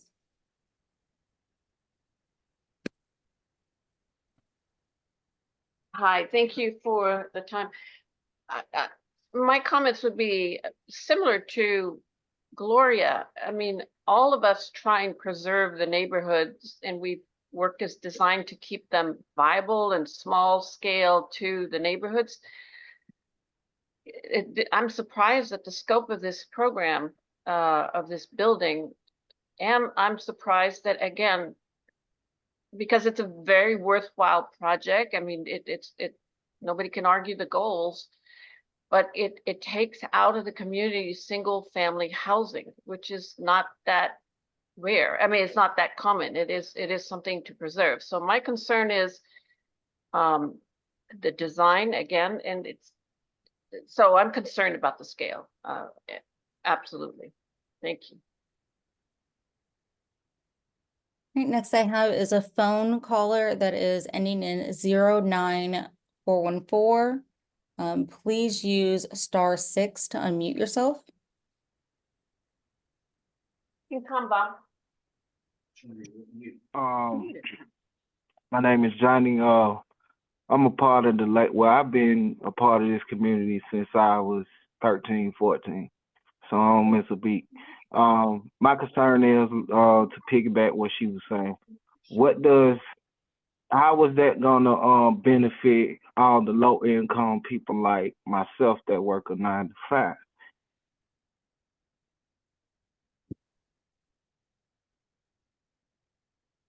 Same May I respond, Nicole? Yes, please. Okay, thanks for the question. I can actually respond to both previous comments. This is going to be a mixed income development where the full range of different unit types from studio, 1 bedroom, 2 bedroom, and 3 bedroom will be available for households that earn between probably $30,000 and about $80,000 a year. So rents will be set at levels that will be manageable for households in those ranges. So that's frankly one of the main reasons why we're looking forward to doing this project, is to make sure that there is some workforce mixed income housing in the community, especially after the market fully flips as it's starting to do now, and housing increasingly becomes out of reach for working folks, for moderate and lower income working folks. We see this as a way to provide housing for folks that are going to be working at the coffee shop, working in the restaurants, working in the shops in the commercial district as it revitalizes. So I hope that answers your question about the affordability of the development.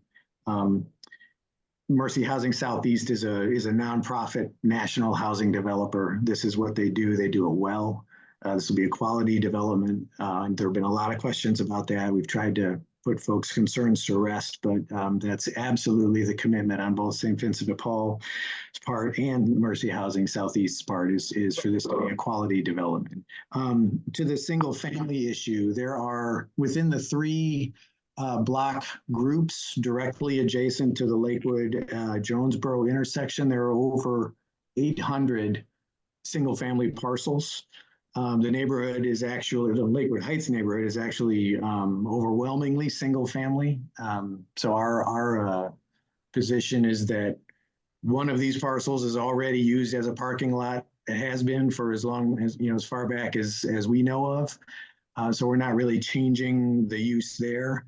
The other parcel has been vacant and unutilized, and it's going to be right next to commercial use. So it's actually good planning and good design to convert it over to mixed residential commercial. So for the, in effect, switching only one single family parcel that could have, might otherwise be a single family house, the return on value of including that parcel in this project far outpaces the value of building one, $350,000, $400,000, maybe $450,000 house. So, quick question: for all the teenagers and the kids that's growing up in these single family homes, how is that either, and I would say, affect them or in a way help them? Yeah. No, what this does is go ahead. I'm sorry. Go ahead. I think I can. What is it gonna? What are the benefits in it? Do they get, because we although we're working and paying bills, they the future. Mm-hmm. So they're the first. They're supposed to be the first priority. So what are accommodation that you are accommodating for these children? Yes, thank you for asking. St. Vincent de Paul, even before engaging with Mercy Housing Southeast, wanted to make sure that this development would serve families to a higher degree than most development you see being done on the market these days. Most new apartment developments don't even have 3-bedroom units, or if they do, they're very few. This one has basically almost a third of the units, I think, are intended to be 3-bedroom units. So we're being very intentional about trying to make sure that 3 and 2-bedroom units take up a large share of the percentage of units total, right? So there's that. In addition, Mercy Housing Southeast actually specializes in providing services for their tenants in virtually every development. Kirsten, if you want to add, please feel free. But for example, free childcare is one of the things that Mercy Housing makes sure to provide for tenants in all their developments. Kirsten, if you want to add, please do. Yeah, Mercy Housing, like Andy said, Mercy Housing does have resident services. We provide after-school programs and tutoring for our tenants. We provide summer camp programs for our tenants so that the people who live on site are able to have childcare so that they can get their children or leave their children there during the summer and come home from work and be home and pick up their children. So in that sense, for the people living there, that's how they're supported. But then I also want to say that by building this building, we would be supporting neighborhood growth, which would be good for the future of the neighborhood, for the people who are living there now, for the young people. My thing is, it's not the business that make the neighborhood, it's the people. Yes. That bring the business to the neighborhood. That's my main concern. It can be all these amenities, but at the same time, when it's the community is the bigger concern.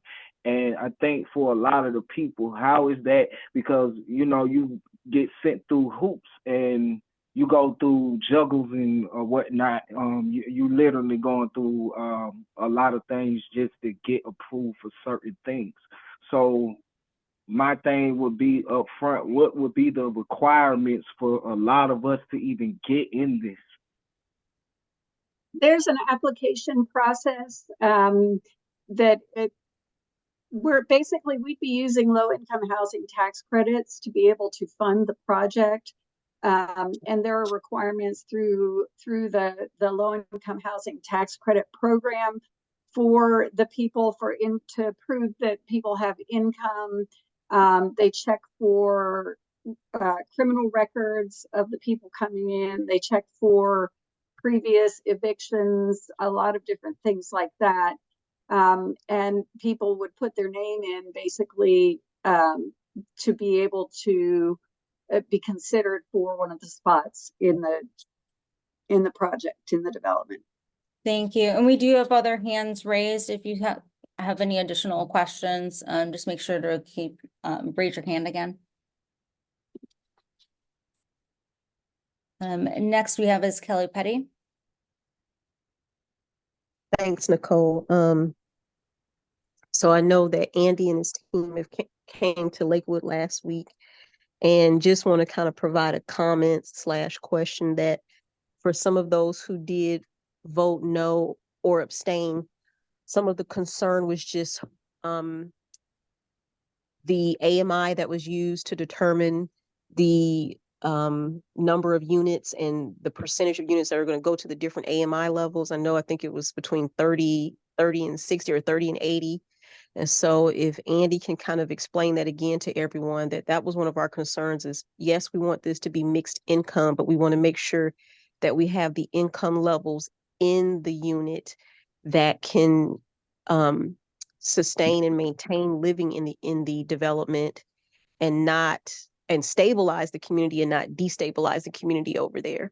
So that was a big concern, and as well as being able to maintain the retail unit on the bottom. Obviously, any resident can, utilize the services that will in the restaurants or whatever is going to come into the retail units, but making sure that the building attracts the type of people that can really maintain and stabilize the area over there. Because we don't want to have a nice shiny building and then 2 years later it falls apart because the type of income levels you're bringing into the community. So if he can speak to how you arrived to that and how you all will kind of make sure to address our concerns. I know there was consideration of some market level rentals in there, but if you can kind of speak to that, and then just speaking to your commitment to making sure that the quality of the units will bring those type of individuals that we want that can help with the growth of the area. Sure. I have some of the slides, Kelly, that we showed at that last meeting. Let me see if I can get to those. They're at the end, so pardon me while I move through this other stuff. But basically, we have two options for how to set the rent structures for the project. Pardon me, my computer's running a little slow here. One option is to finance the project for the most part with the tax credits that are available for affordable housing. The other is to include a small percent, like I think 10% of market rate units in the mix, right? So this is the unit mix that you see that we are working with right now, right? So 9 studio units, 22 1-bedroom, 21 2-bedroom, and 18 3-bedroom. So you see there's a very large percentage of the 2 and 3-bedroom units making up the total of 70. The Atlanta fair market rents for the metropolitan statistical area, right? So not just city of Atlanta, but Sandy Springs, some of the suburban communities that HUD uses to help determine how it finances these projects. These are the fair market rents, right? So the rents that you would expect by average to see for these different types of units across the metro region, average, right? What we are looking at in terms of how that compares to the market rents within the small neighborhood market of Lakewood Heights, you can see that the rents for each of those unit types is, about $200 less or so than the fair market rents, right? So those are the kinds of rents that anybody seeking to develop housing in the Lakewood Heights neighborhood, rental housing for the Lakewood, in the Lakewood Heights neighborhood, would expect to be able to get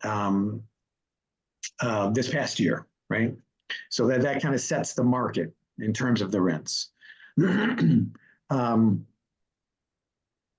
What you see here now is an illustration of when we talk about household income and comparison to the area median income. Apartments in this development would be available to families earning between 30% of the area median and 80% of the area median. Like I said, that translates roughly to maybe a little bit less than $30,000 a year on the low end to upwards of $80,000 to $85,000 a year for the 80% AMI bracket, right? So those are the household incomes. The numbers you see here are the rents that would be charged to households in those different income areas, right? So what we would be doing is mixing across all the different unit types, making different units available to these different households that have different incomes, okay? So that's why we call it mixed income, because some folks living in it would be on a lower income bracket. Some folks living would be on a higher income bracket. Now, this would be if we were looking at all tax credit financing for the project, and you can see here the difference between what the average rent is that we're talking about in this development versus the fair market rent in Lakewood Heights right now, right? So we're just $130 off from what the average fair market rent is in Lakewood Heights right now. So what we would be doing with these units is providing housing that right now is actually on average pretty close to what market would command for new housing development in the community right now. The problem is that Andy, that's time on that. Okay. Thank you. Before we move to the The next, question. I'm sorry. I just hope that answered the question about the rents. Indeed, I just wanted to make sure everybody had an understanding of what we talked about in the last meeting. Thank you. Okay. Thank you. Before we go to the next hand that's raised, because it is 8:52 and we do have quite a few other items, including 2 more voting items on this particular applicant. I would like to put a motion forth to have 20 minutes added to our time. Second. If there are any in opposition, please use a voice acknowledgement that you can unmute yourself in order to make that voice heard. And you can also use the phone for *6 to unmute yourself. All right, as there are no voice oppositions heard, we will add 20 minutes to the time on our agenda today. Next I have is Zach Murray. Hi, good evening, everybody. I very much respect the work of all the folks over the years who have put in comment and influenced the zoning in our communities. But the reality is that times have changed, the neighborhoods are changing, and those folks who cling to single-family homes in the same breath turn around and complain about our neighborhoods being a food desert. But if you look at the locations where grocery stores have opened, Grant Park, for example, they're not opening where the single-family homes are. They're opening where the density is. In order to get the things we want over here, we need greater density. This is an unprecedented investment in our community. It's cataclysmic. And I'm really proud of my neighbors who voted overwhelmingly in support of this. This is a rare project in that it includes housing for people at 30% AMI, which is not being done in so many of the developments that are happening. We turn around and we complain about the homeless and the encampments, but we're not producing housing to keep those people stable. And so this project has some of that, and I'm happy about that. The other thing someone had mentioned earlier about the children in our neighborhood in Lakewood, I track recreationally the evictions that are happening in this neighborhood, and it's families with children who are being most evicted. And we're not producing family housing. The houses that they're being evicted from are being flipped.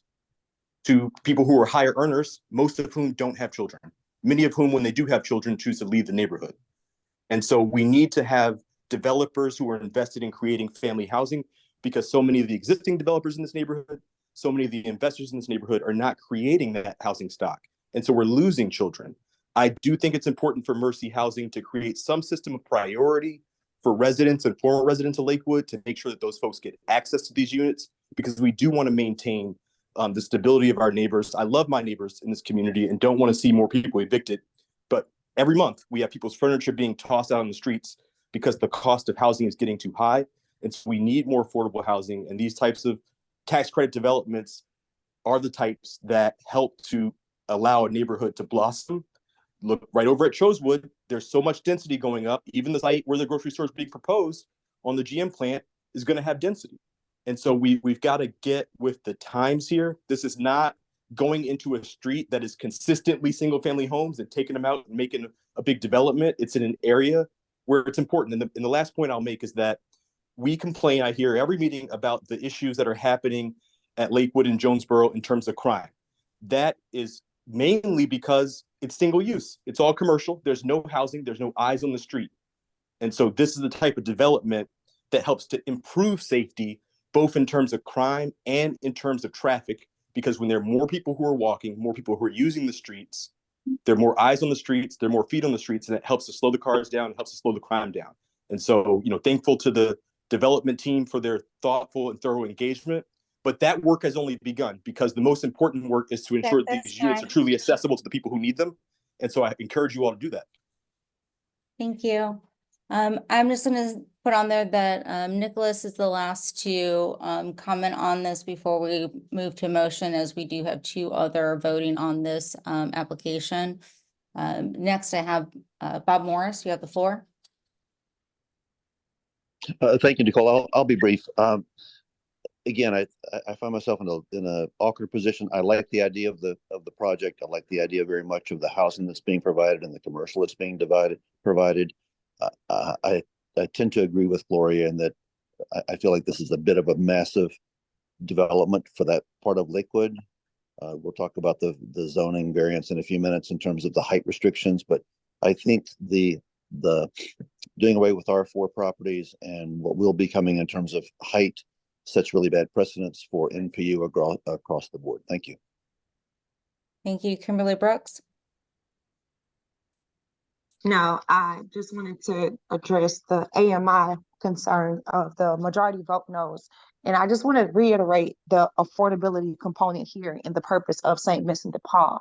There are a ton of housing units being built that are not in this criterion, and that is the necessity, and that's what validates the need for this, because this is designed for the people that cannot afford to stay in those locations, in those places. I want to reiterate that. And I also think that it's just cruel. Because I work with housing, I work with the community, and it is very cruel to know that people cannot afford to have a place to stay, to know that this is the project that has done the work, that has been committed to this community and needs the approval of this community to do it. But a few select, and I will stand on the few select because of the doors that I've been knocking on, they want this to deprive this community of that. And I will leave it at that. I won't say anything else about it, but to vote no for this.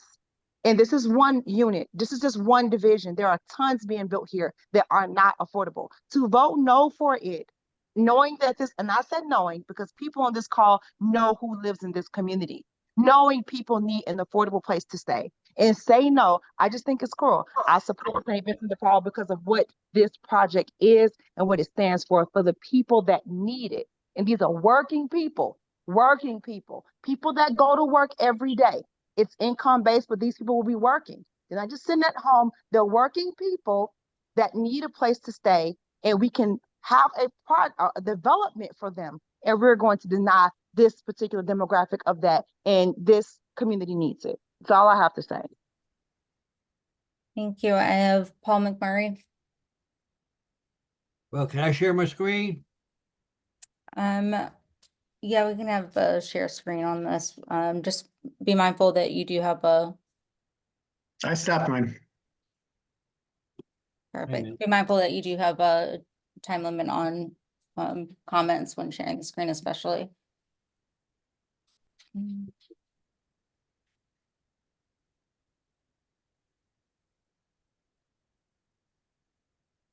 Well, I can't get it up there, so I just will have to say quickly, we have plenty of affordable housing. If you go down Prior Road, Villages of Carver, they're rebuilding the Thomasville neighborhood.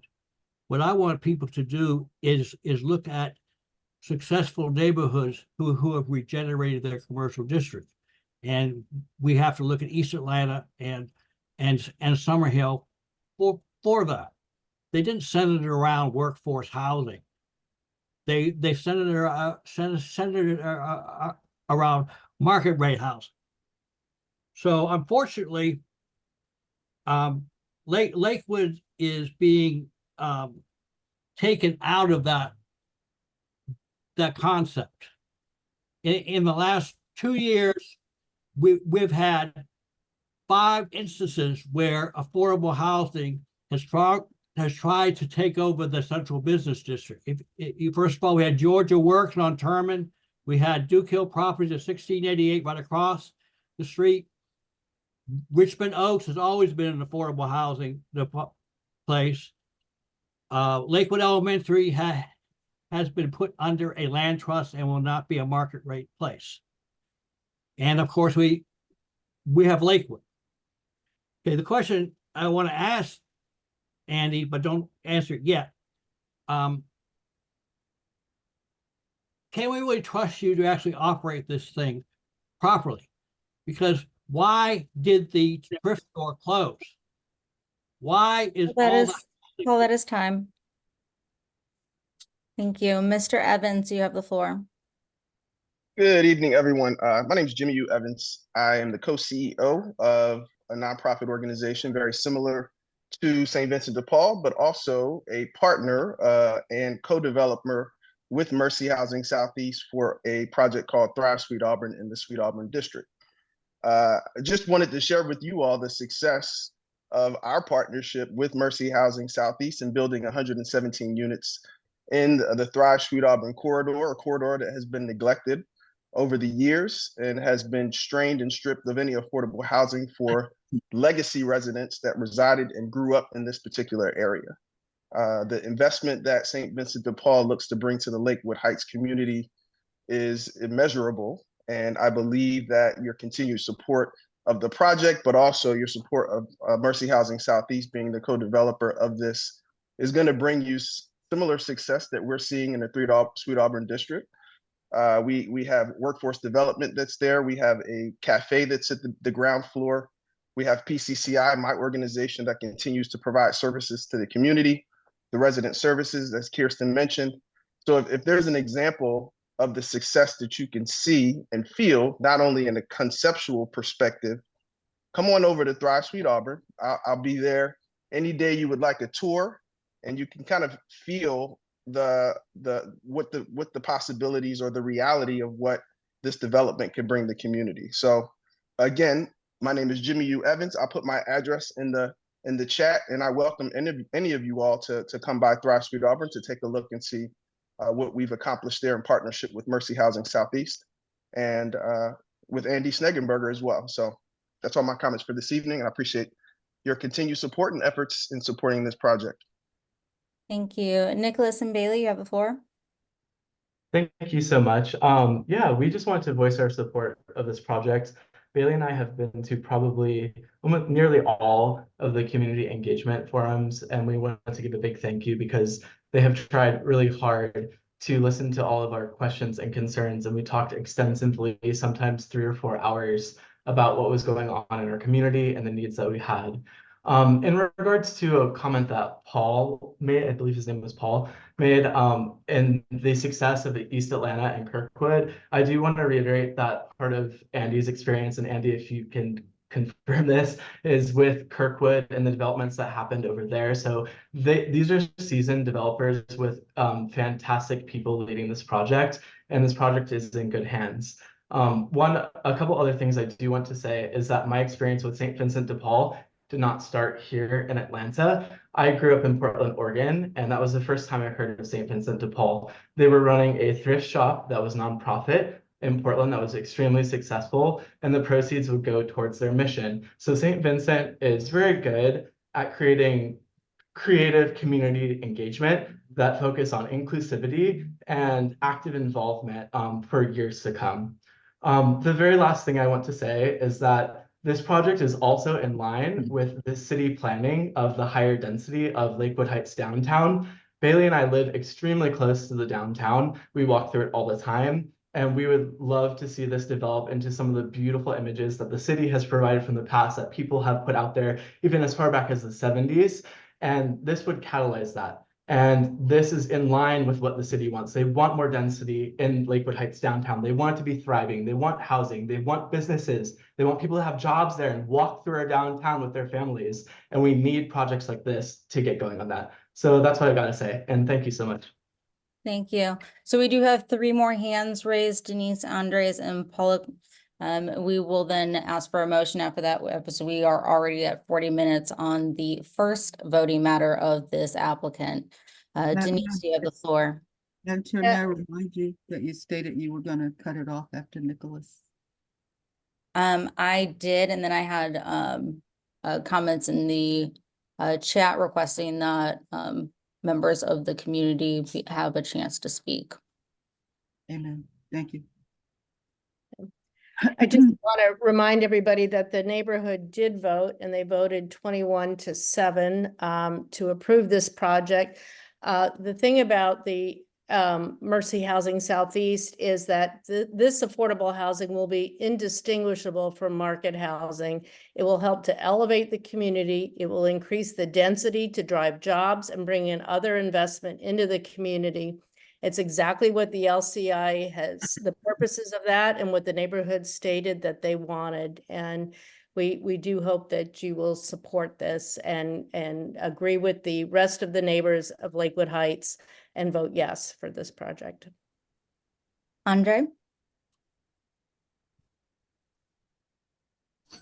Hello, this is Kirsten with Andres. So St. Vincent de Paul has been a true partner incorporating community feedback from the 4 listening sessions. A lot more other developers have come before this body and have not been successful. Downtown Lakewood is in need of a catalyst to jumpstart the redevelopment into a thriving community first redevelopment of its downtown core.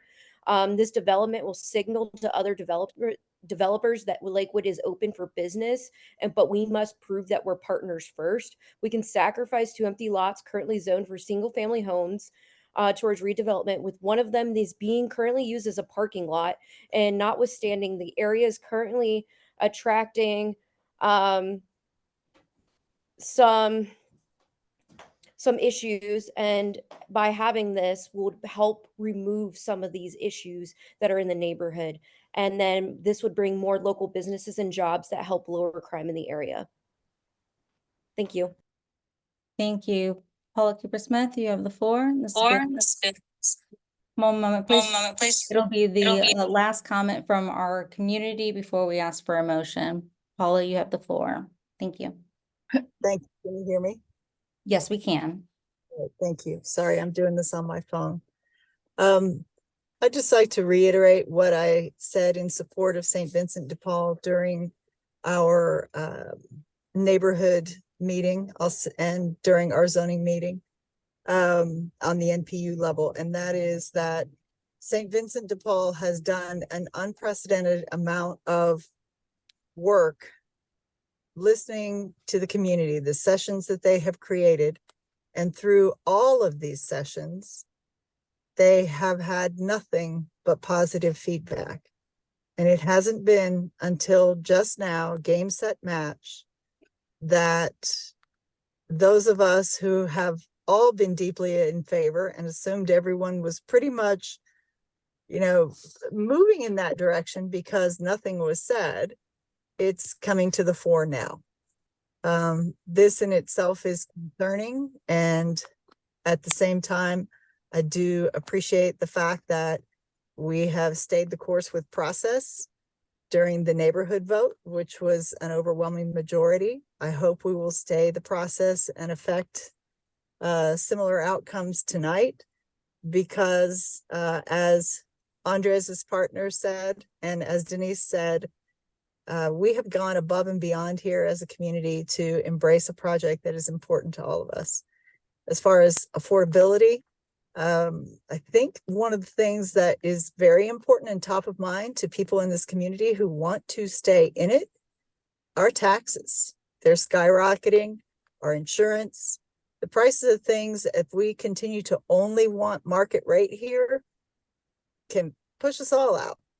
It has the potential, especially those of us who came into our homes through community grants. This is hard. If we want to continue to have affordability and a lot of ways to approach not just rental, but ownership, I think we all have to partner and be good community members for everyone. Keep our doors open, our welcome mats open, and thank you, Nicole, for your time. I appreciate you extending. Absolutely, thank you. So with that, in order to try to keep with some of our time here, I will ask for a motion on the matter. I do see a next hand raised as Zach. Is this is a motion, please? Yeah, I motion to approve. Second. All right. So just to keep track of all of the votes on this, the motion is to approve the application. I have placed it in the chat, so if you are adding your vote in the chat, please make sure that you add it at this time now.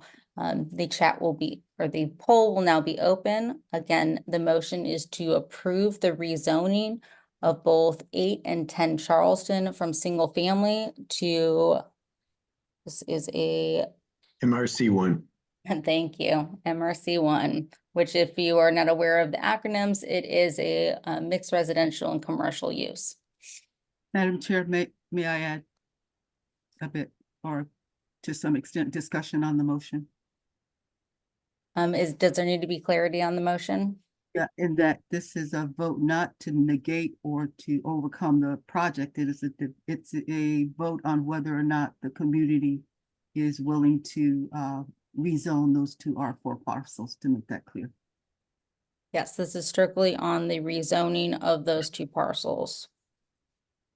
Nicole, can you reiterate the rules for voting as far as being a resident or whatever? Can you just reiterate that? Absolutely. So NPU-Y recognize resident constituents. That means you are 18 years of age or older, and that is your primary place of residence is within the NPU-Y boundaries. There are also business constituents. Those business constituents are for corporations, organizations, institutions, or agencies that own property or have a place of business or profession within the NPU-Y designated area. That does not include those that have rental units, but no business to uphold those rentals. Also, our business constituents are only allowed to have 1 representative to vote. And if you are a business and a residential, you are allowed to have 1 unless you have a separate business constituent. Again, you also have to have attended 3 out of the last 12 meetings in the last 12-month period. Madam Chair. Yes. There was further discussion that the multi-member household that they have had to previously present that second individual was also voting in order to meet that eligibility requirement. Yes. So voting for multi people on a call, please place it in the chat as we've been doing throughout the call. All of these votes will be tallied and marked into our attendance in order to make sure that everybody that is voting is part of our eligible voters based on that voting regulations that I described. So we're going to go ahead and close the poll. And just give me a moment to tally the chat real quick.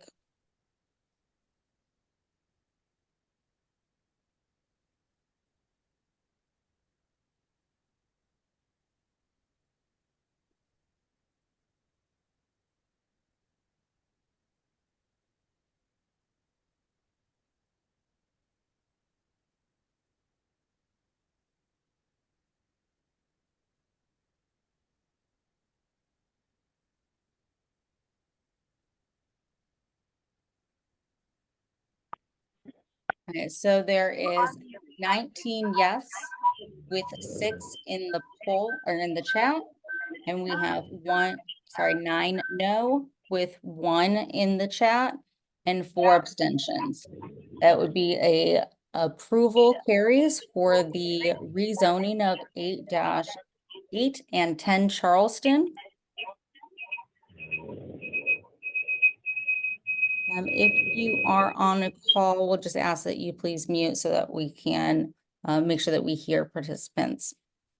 So again, that rezoning does carry as we go through this voting results. We will make sure to verify this against our eligible voters. So this is a tentative vote that will be carried until we sign our voting response to the city.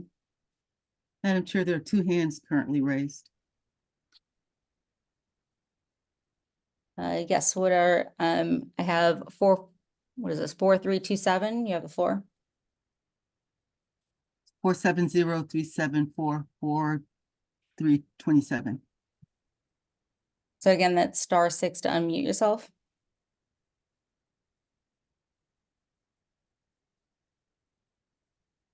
Phone number ending in 4327, *6 to unmute yourself.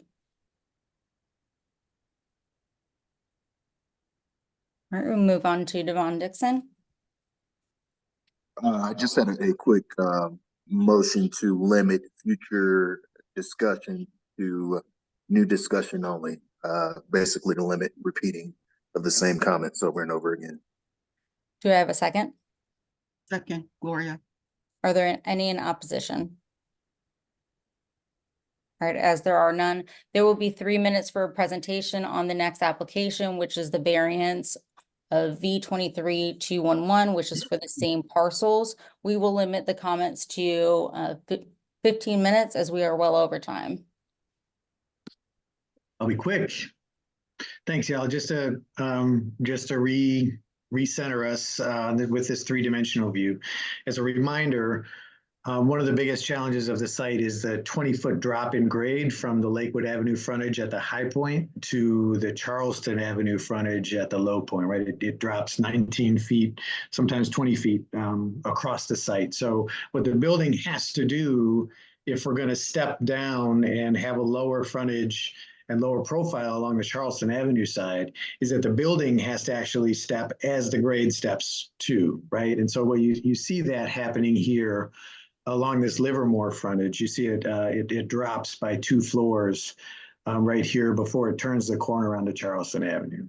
And what we're trying to do with this is make sure that the building responds to the conditions on either side, right? We've got the commercial condition on the Lakewood Avenue frontage, and we've got the single family condition on the opposite side across Charleston.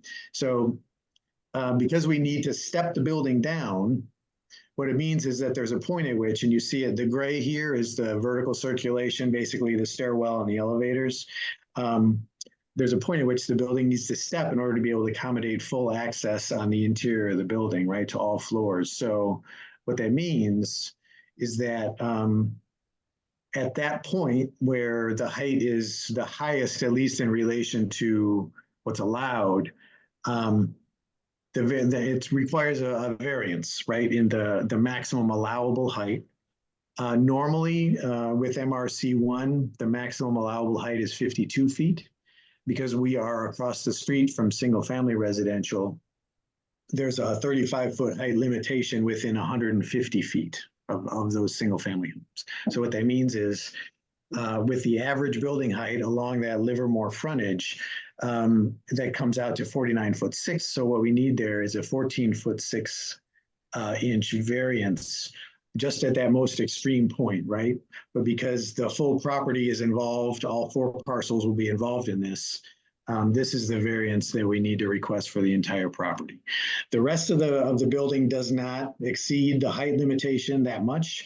Actually, along the Lakewood frontage here, this whole part of the building is actually a little bit less than 52 feet tall, so that is within the allowable height limitation. Along Charleston Avenue, it does exceed the 35-foot height limitation by about 6 feet, I think. So But the point being that the largest height variance that drives the application here is the one here at Livermore. There's also a second component to the variance application, which is requirements for on-site parking, driven mostly by the commercial use. The required parking for the design as proposed is 78 off-street spaces. We are able to provide 67 on the two different levels, both the lower level and the higher level. Again, this is driven mostly by. Andy, that is time. If you can have 30 seconds. Okay, it's driven mostly by the commercial requirements. We're trying to mitigate that by making sure that half of it is food service, which has the higher parking requirements. The other half would be an office or other business use that doesn't have quite as much parking requirement. Thank you. So again, we're going to limit our time for comments and questions, and there was a motion that carried to limit to only new comments and questions. First, I will go back to phone number 4327 if you're unable to mute yourself.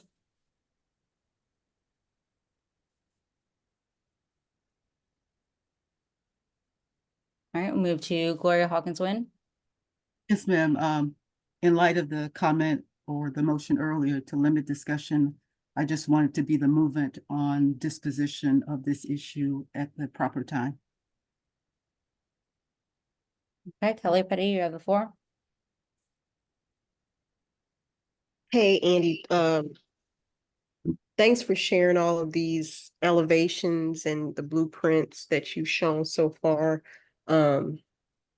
We do know that you all do quality work. That's not something that we don't agree with at all. I did like that you put in there the potential of a rooftop garden or rooftop area. That's really cool. So that's exciting because I know we talked about that on the tour, is having some sort of, rooftop area. So I'm excited about that.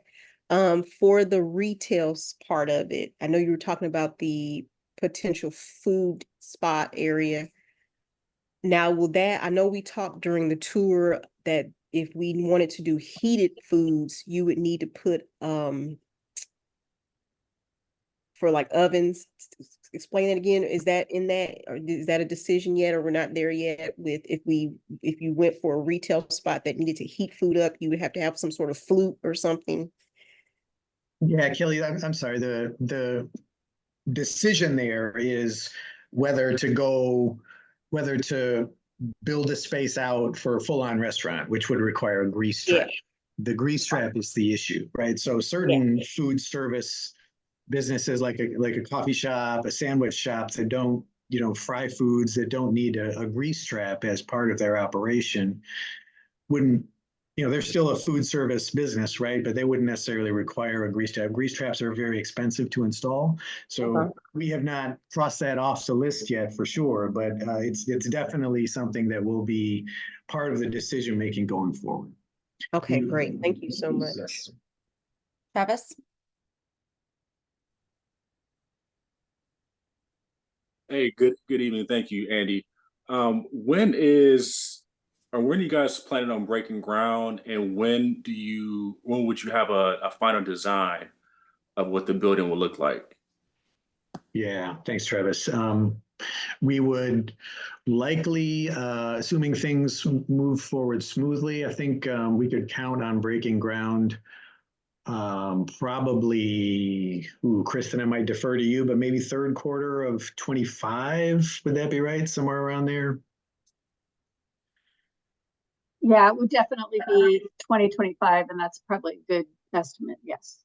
Yeah. And the other question, Travis, I know this has been brought up in a different context, but after the rezoning, assuming it goes forward, the next step in the approval process at the city is what's called a special administrative permit.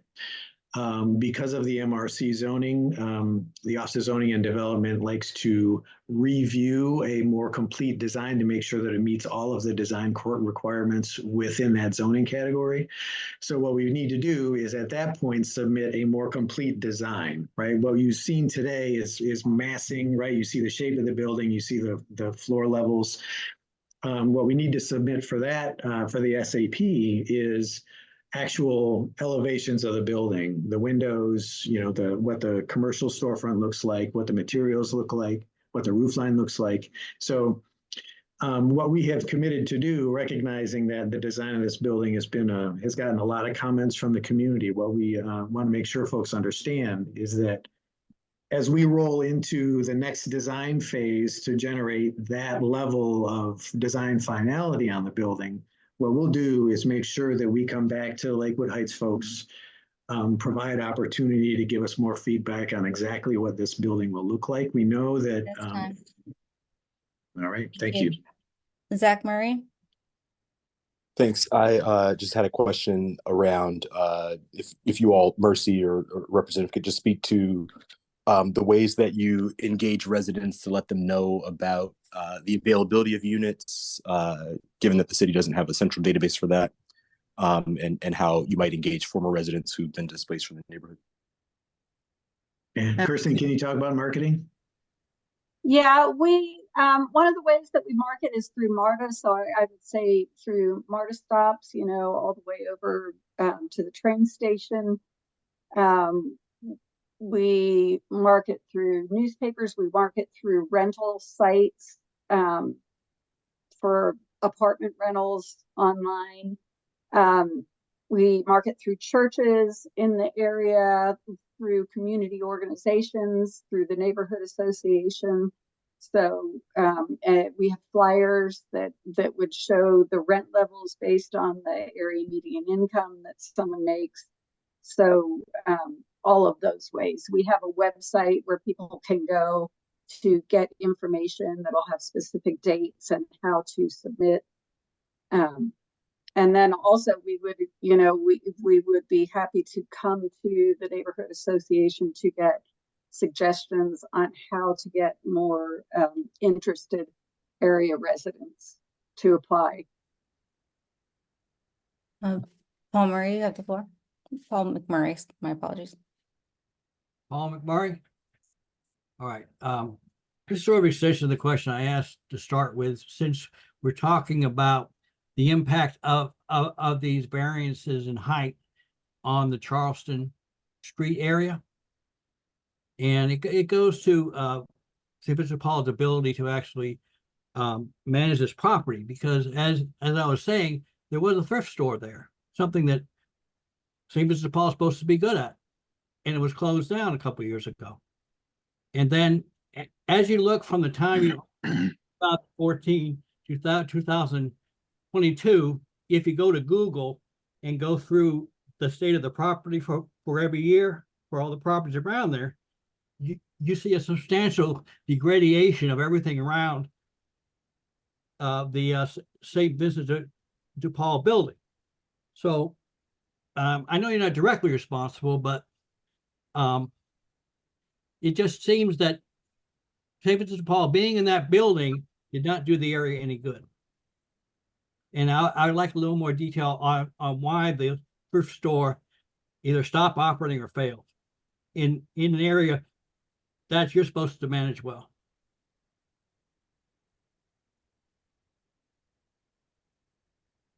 Denise, can you take that one?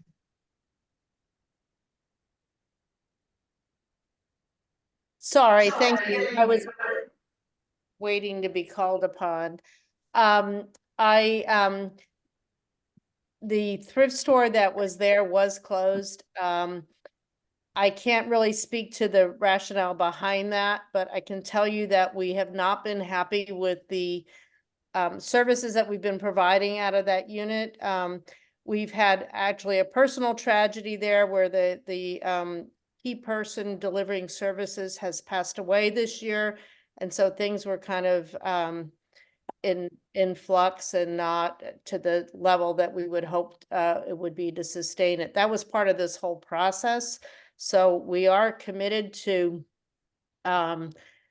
digging in and doing better in the neighborhood. The thrift store, actually, it's interesting that you said that, Paul, because we heard from others, community members, including Gloria, I believe, in one meeting, who said that they didn't want a thrift store in there and actually saw that as a negative for the community. So we were just trying to provide some low-cost goods for other residents, but it wasn't feasible at the time. And again, this was about a decade or more ago and before my tenure, so I really can't speak to that. But I can tell you that we are committed to doing quality work.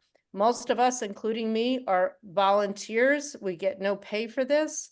We're doing this just for the love of our neighbor and for doing good in our community and being impactful. And if there isn't a good result, we really, don't need to be doing this either. So anyway, thank you. Thank you. Yeah, Denise, just to really quickly. Point of Nicole, order, just to- Madam Chair. Point of order. Already gone over by 10 minutes, so can I motion to limit time, comments to 15 minutes? Madam Parliamentary, may I amend your motion to end debate and move towards voting? This is already 9:30-ish. You want to call the question then? Yes, please, Madam Chair. Who's called question? Are you asking, Paul, the question is? Okay, I'll call the question.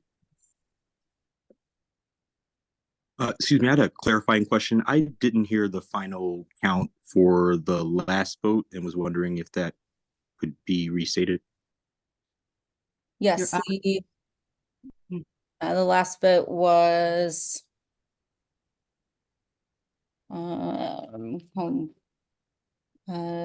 it was 25 yes, 10 no, and 4 abstentions. I We do have- have a point of order. I have in the chat 15. I And- apologize if I mistyped on it. I do have it written down and it's in the poll as well. There is a point of order on the floor for Rebecca Robinson, as we did call a limit on the time on this. I will ask for a motion on the floor. I motion to call the question. Second. Okay, I ask for anybody to motion the on the matter. So my motion is to approve. All right, so the motion is to approve the application for a variance. Do I have a second? Second, Zach Murray. All right, launching the poll.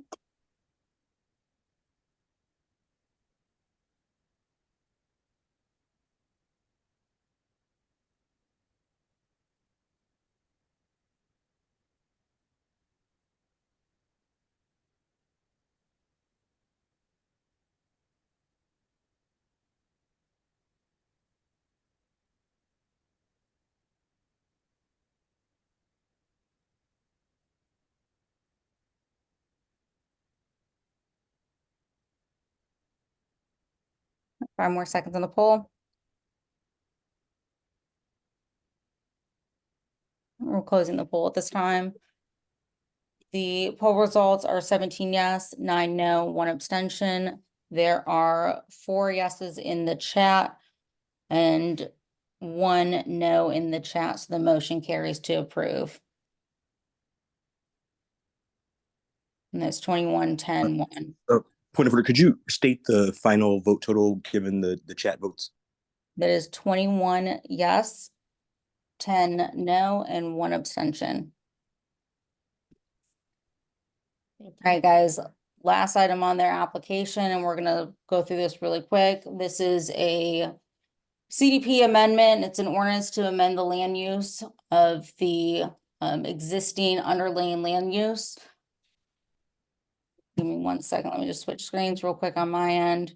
So the land use involves an ordinance to amend any land use element, which is through the 2016 Land Comprehensive Development Plan, and as to redesignate certain properties land use.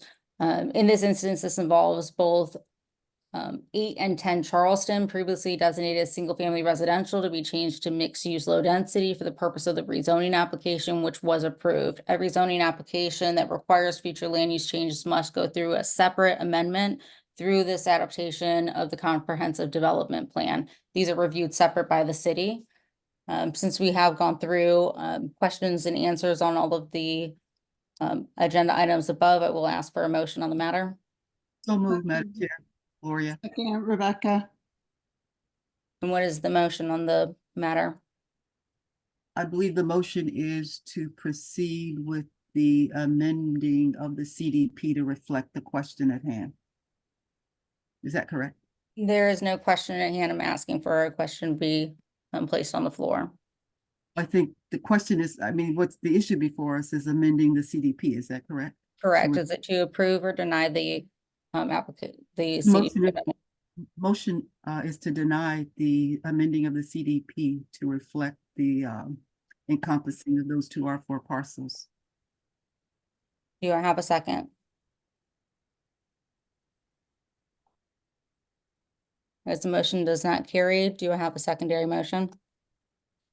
Motion to approve the CDP amendment. Second, Heather. Thank you. Motion is to approve the CDP amendment in order to change the underlying land use from single-family residential to mixed-use low density.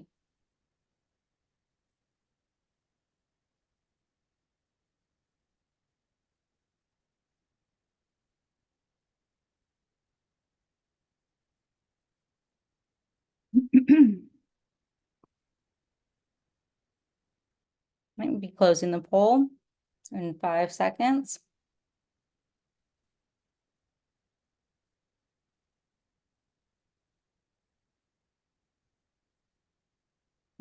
Poll results are 21 yes, 7 no, and 2 abstentions. There are 2 yeses in the chat, 1 no.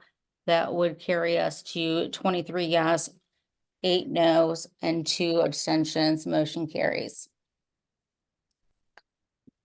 All right, guys, we are moving it to the last item, which we will go very quickly on this matter.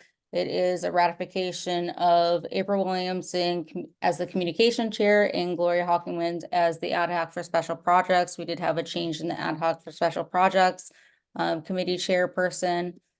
So we do have to ratify that this month in order to go through with our CIG. I will go ahead and place a motion on the floor to ratify by slate vote. Do I have a second? Second, Rebecca. All right, launching the poll. This is a slate vote to ratify April Williams for communication chair and Gloria Hawkins Wind for ad hoc for special projects.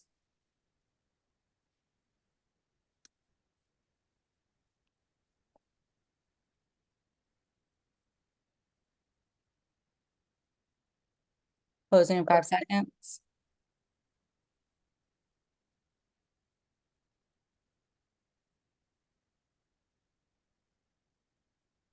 All right, with 17 yes, 5 no's, and 2 abstentions. We do have 2 yeses in the chat and 1 abstention, which puts us at 19 yes, 5 no's, and 3 abstentions.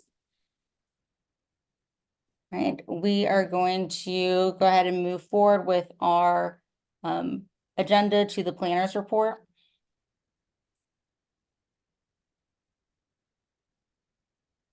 Good evening. This is Elizabeth Clappin, planner for NPU-Y, and I don't know why my camera's not working. But in terms of the planners report, we covered most of it. Gloria, thank you for covering everything that is going to be going on with Plan A, which is what we are calling the newly developed comprehensive development plan. So that is just an update. I would encourage everybody to look at the schedule for that because there are going to be a number of general information meetings, not just in NPU-Y. Eventually, there will be an event in every NPU throughout the city. We have a massive organization of these events going on over the next couple of months. So if you do have questions about the comprehensive development plan, there are going to be plenty of not just formal meetings, but also community pop-ups at things like grocery stores, libraries. There's going to be lots of opportunities. So if you do have questions about that, I would encourage you to check out the schedule for Plan A. All of that will be revealed, on our website, which Gloria, I believe, already shared in the report. So that would be the biggest element right there. Other than that, I would encourage you to check out the new courses for NPU University. We do have more coming up. That's about it for me for now. We have covered plenty tonight, so I will let you guys off there. Thank you so much. Thank you, everybody, for hanging in there for the rest of this meeting. I know that this had a lot of voting matters on one item, so I do appreciate everybody staying on. We will verify all voting eligibility and get back to DCP as to the final vote and sign our voting report, and which will be reported to Andy and his team at St. Vincent de Paul. Thank you, guys, and I would like to motion for adjournment. Do I have a second? Second, Rebecca. Do I have any in opposition? This is Paul McMurray. Just don't shut down the meeting. I gotta go through things to make. We'll stay on. Do I have any in opposition to adjourn? No Right. opposition. Thank Madam you, guys. I'm just gonna stop the recording. You're more than welcome to stay on and have any conversations. Thank you and have a great evening.